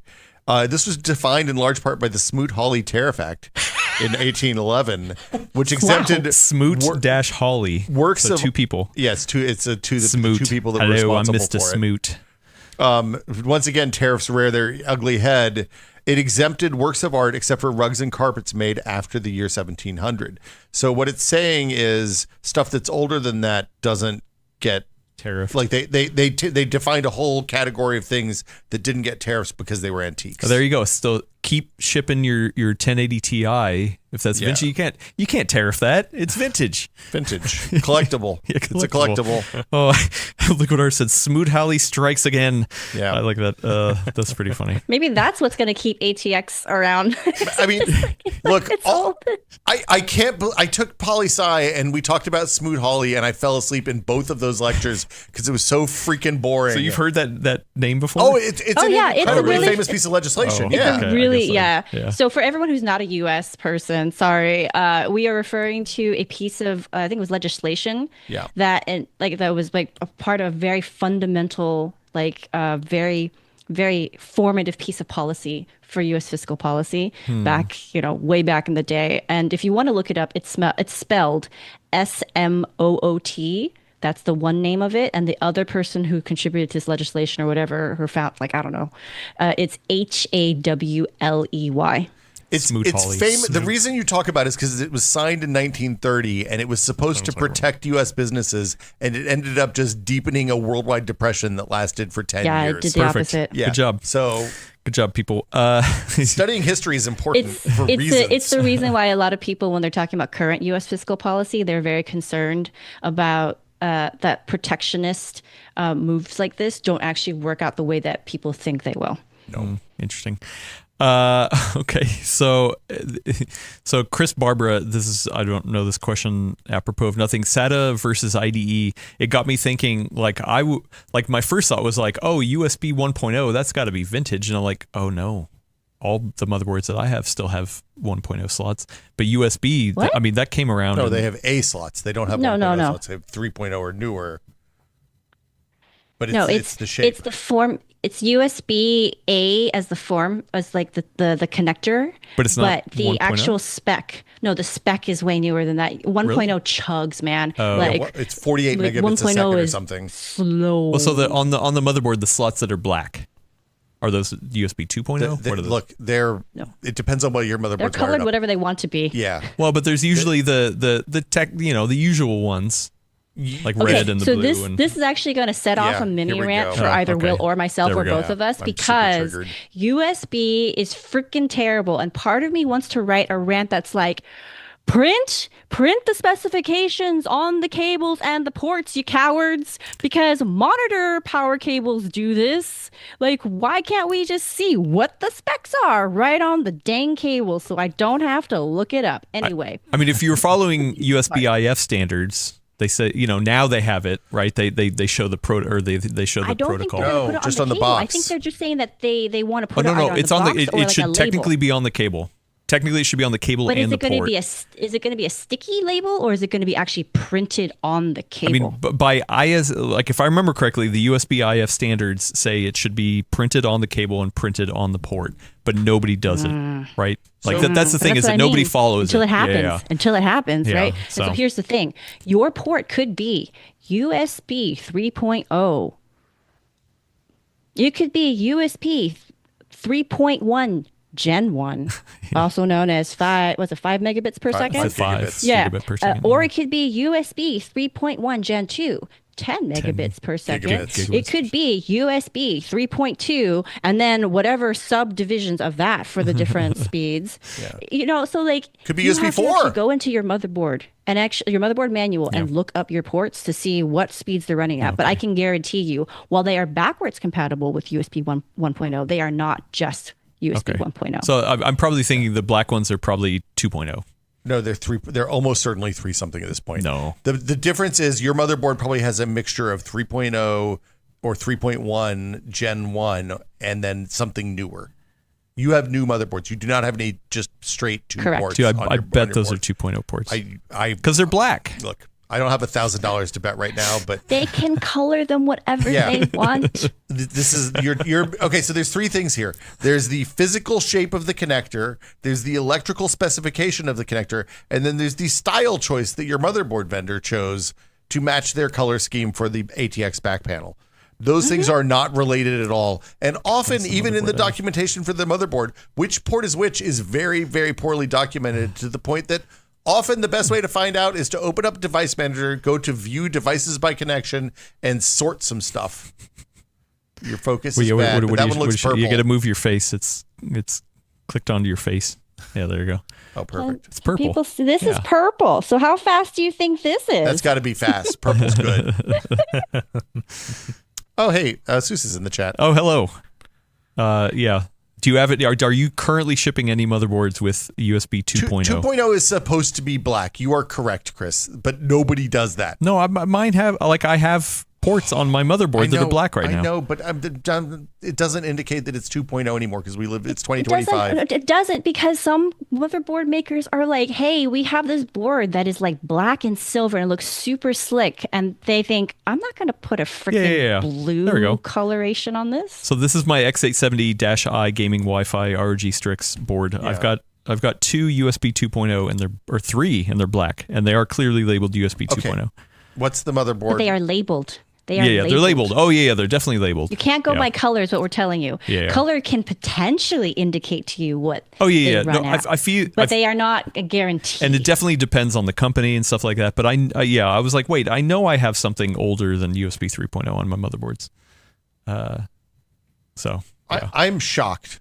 You don't have... Dude, you have USB 2.0 on your motherboard. Which motherboard do you have? Let's look it up. It's the ProArt. Yeah. The ProArt X860. X870. X670E. Oh, 670? Oh, okay. 70E ProArt. We're doing live research right now. Worst audio. But I bet it has USB 2.0. ASUS has actually weighed in as well on this. Please. And they say, for clarity, our ID team does not influence USB port color. I'm going to assume ID team is like maybe their internal design team. Yeah. And they say that we do color code the ports for clarity. So you have one USB 2.0 port right there. Is this the BIOS flashback port? Yes. It is. Yeah. Okay. But yeah. You don't use that one. Why not? Because it's slow. And as Greg M points out in YouTube chat here, they have USB devices with blue ports, but they are USB 2.0 devices. And this is a thing, especially with like cheaper device manufacturers. They would like try to trick people, quote, sort of, by coloring it what people assumed would be USB 3.0. So you have to really look at the specs or you end up having to test. I mean, USB 2.0 is still fine for devices like mice and keyboards because they're not really running at super high bandwidth. So that's what I always do. It's fine. And some audio interfaces actually can have problems if you don't put it into the right generation too. Yeah. Anyway. Yeah. I say USB-C across the board. ASRock had that motherboard where they just took all Type A ports off and it was just all USB-C. No, I Why don't would you do that to people? No dongles. And I said, and then it still had the audio jacks, and I was like, "What are you doing? Why? You could have put more USB-C ports on there by ripping off the motherboard audio." ASRock. Why are you trying to imitate the worst of Apple's decisions? Tim Apple. Okay. Hey, I just want to say, Asus said I'm special. You are special. All high-end ports. You are special. All farm-to-table ports. All high-speed. Yeah. Farm-to-table. Yeah. Okay. Anyway, last question here from friend of the show. Oh, two more questions. Oh, boy. Friend of the show, Mercury_S says, does the orange sticky note on the TV not bother anyone else? We actually had somebody leave a comment on last week's episode saying that they loved how it was still there. Actually, it's yellow. No, that's orange. That's Is it orange? Yeah. I can't see because you're actually. Your melon is just. I would didn't say know it it's was a there very anymore. light orange, so it's somewhere between Either way, the two. this is going to pay off. This is going to pay off one day because one day we will get the 9600 X3D released and we will know exactly who won. All I got to do is go plonk and look at the thing, pull it off, and be like, "Ooh, look who won." Can we at least put it on the bottom of the TV? It's making Willis crazy. Yeah. Who? Start a poll. Chris Barbara says, "What does the note say?" Yeah. So start a poll while I'm reading it off. It says the 9600 X3D Micro Center exclusive. I put MS and I should have put MC because it's Micro Center exclusive. And there's two columns. I voted yes. I was the lone one that said yes. And then there's two people over in the no, and it was Will and Alaina.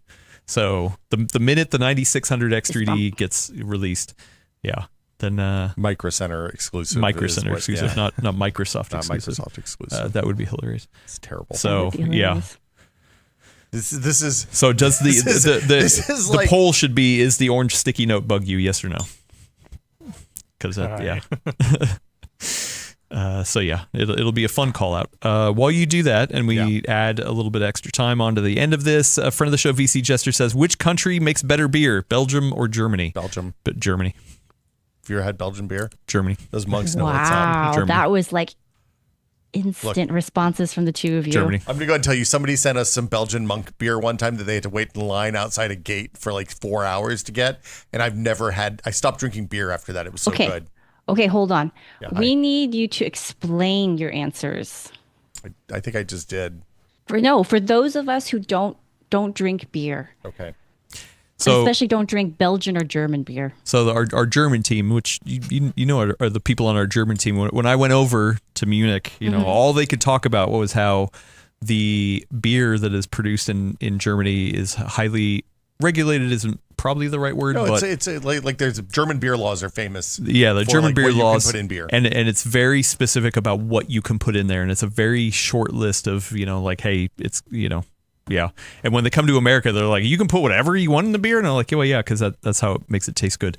But the thing is like the quality and the freshness of that German beer, you can definitely taste it. You can taste a difference because it just feels like, oh wow, this is quality. It's more because of that. It's very limited. German style beer doesn't get as crazy as other kinds of beer, but They don't like, put grapefruit in their beer over there. that's why I would pick German beer, because I know exactly what I'm going to get.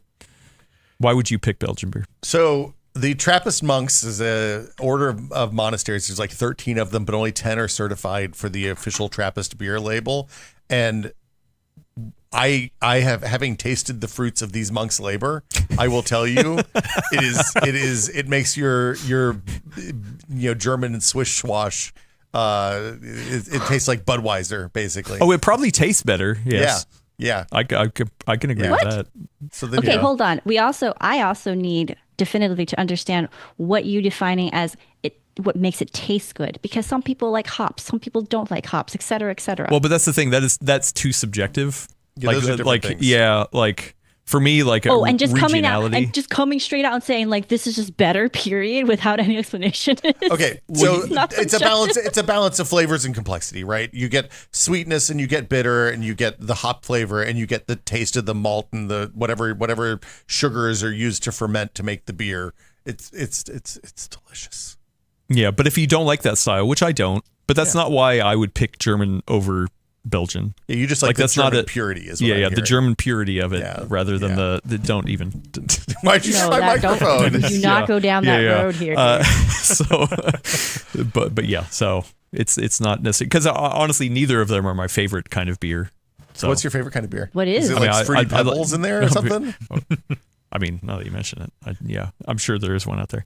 No, stouts. I'm a stout and a porter kind of guy. I do love a porter. So yeah, Yeah, you something should go to real England like for that. real dark hops. I get like a dark lager too. Yeah. So like I like. I like a Belgian white ale a lot. Like those are refreshing and nice and Boring. And also, there's a picture. Do you of a like little cherub pulpy? guy Do you peeing like on your the label. orange juice to be pulpy? No. Yeah, that's Oh disgusting. yeah, no, I like orange juice pulpy. I don't want my beer to be pulpy. I know, but that's what it reminds me of when it gets you those hazy IPAs and it's real thick.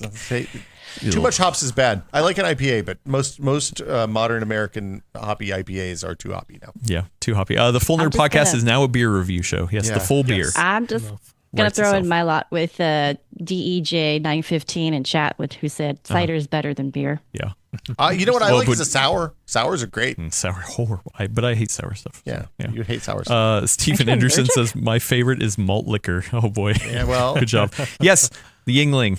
Schmitty. Yes, Yingling. I love Yingling. I'm gonna have it soon. Oh, okay. That's actually a really good point. Starscreamy has just mentioned that Belgium has lambics, and I do love me a Yeah, lambic. lambics are great, right?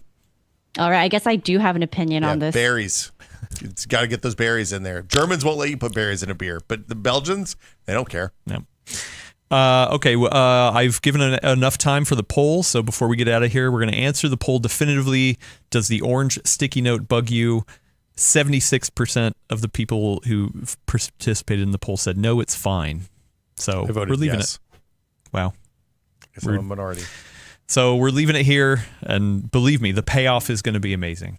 The payoff will be amazing. So, yes, check back next week for your fix of PC talk here on the Full Nerd, and maybe beer talk, maybe sparkling NASCAR. If you water, bring more of that Fruity cider. Pebbles, we're going to have a problem. Oreo talk. No, my next 12-pack will not be this. I already ordered it. It's getting here tomorrow. Anyway, I don't even time for want a to stout. Yeah, so if you want to listen to the Full Nerd on the go, which you should, why wouldn't you? I listen to it on the doesn't? go. I listen to it on the go as well. Yeah. Then you can point your RSS reader to any of the fine RSS application things that'll catch. Podcatchers, I think, is the word I was thinking that's what for. we used to call them back in the day. Apple Podcasts, Spotify, YouTube Music, Pocket Cast, my personal favorite. Podcatch.app. Is that a thing? That's you used to have to download the RSS feed, and then you plug in your iPod and sync it over to the iPod, and then you plug it in your car. That's great. And anyway, leave a review, write a comment, give us love. Also, go over to PCWorld.com/newsletters with an S /sign up and sign up for the amazing Full Nerd newsletter written by one Alaina Yee. What can you give people a little taste, a little peek of something you got in this Pique our upcoming interests. Yeah. A whole section of this show is dedicated to what I wrote about last week, which was, is ATX a cockroach of PC hardware standards, or the cockroach of PC hardware standards? And who knows what will strike my fancy this week to talk about. Well, actually, you had a news post that we didn't end up talking about on the show here, but it was actually pretty interesting. I don't know why I said actually, because all of it's pretty interesting. Yeah. It was the. Oh crap! I think it was the security one, right? Isn't that what you put in our Slack to talk about? Or maybe you didn't talk about that in your newsletter. Well, there was one about, the one I put into our work chat was about the AI bubble potentially being overvalued, that it could burst and be worse than the first .com bust. that seems bad. And the other one I mentioned was the whole telemetry in Windows 11 for getting feedback, which I thought would be a topic that we might want to tackle. But this is a great segue into what goes into the newsletter. So I don't just talk about, a topic that's kind of on my mind for the week related to PC hardware. But I also I also share different things that I found on the web that I find really interesting for news. Things that I think that all of us would be interested in and thinking about or would want to think about. So it's part, a little bit of a column, maybe if you want to think of it that way, a little bit of a short recap of the show, and then also a little bit of a curated section of news so that you kind of get a little bit of interesting things from across the web. And at least one person has confirmed that's the only thing that they get their weekly news from. So that's fantastic. That could also be you. So just sign up over on PCWorld.com/newsletters /sign up and get your newsletter hot and fresh every Friday in your mailbox. Yes. It will land in your inbox on Fridays. And if for some reason you don't like getting email, but you still want to read it, it actually is posted to our website as well. Oh, sweet. Yes. Go look it up. Full Nerd. Anyway, there will be, last thing, there will be a episode next week. Brad and I are going to be gone. So Alaina is going to be hosting. Ooh. Hey. I am. Yes. All right. Get ready to It's going to be Alaina and Will here in the studio. Maybe they'll get a guest. Maybe they'll just it'll just be a discussion. Yeah. I don't know. Who knows what madness is going to happen, but check back next week for that, because it's going to be great. Anyway, Alaina, thank you. When the inmates are running the asylum. Yeah, the inmates are going to be loose. Alaina, thank you for being on today's episode. And I was here, and then I wasn't here, and then I'm here again. We navigated it. It was great. And then thank you, Brad, for joining us. Who's just this is a thing now. We got to make this a thing now that Brad is constantly leaving early. We need a stick puppet or a sock puppet. Yeah. We also need a soundboard so that every time we're signing off for him, we can just play random sign up for GeForce Now. Soundboard. I don't know what. Get in the Discord. What would be in a Brad soundboard? Yeah, we'd love that. Anyway, thank you, Will, for showing up with your freshly cut hair. Thanks, Adam, to today's for episode. having me and bringing a another delicious beverage. Yeah, please, Liquid Death sponsor Delicious. us. I need more of this in my soul. I also need more Willis Lie in my soul. So, thank you for controlling the verticals and horizontals, and get us out of here, Will. Alrighty. Will I S. All right. Thank you everyone for tuning in, and we'll see you next time. Bye. Hello.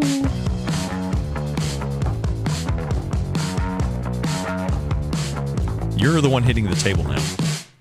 All the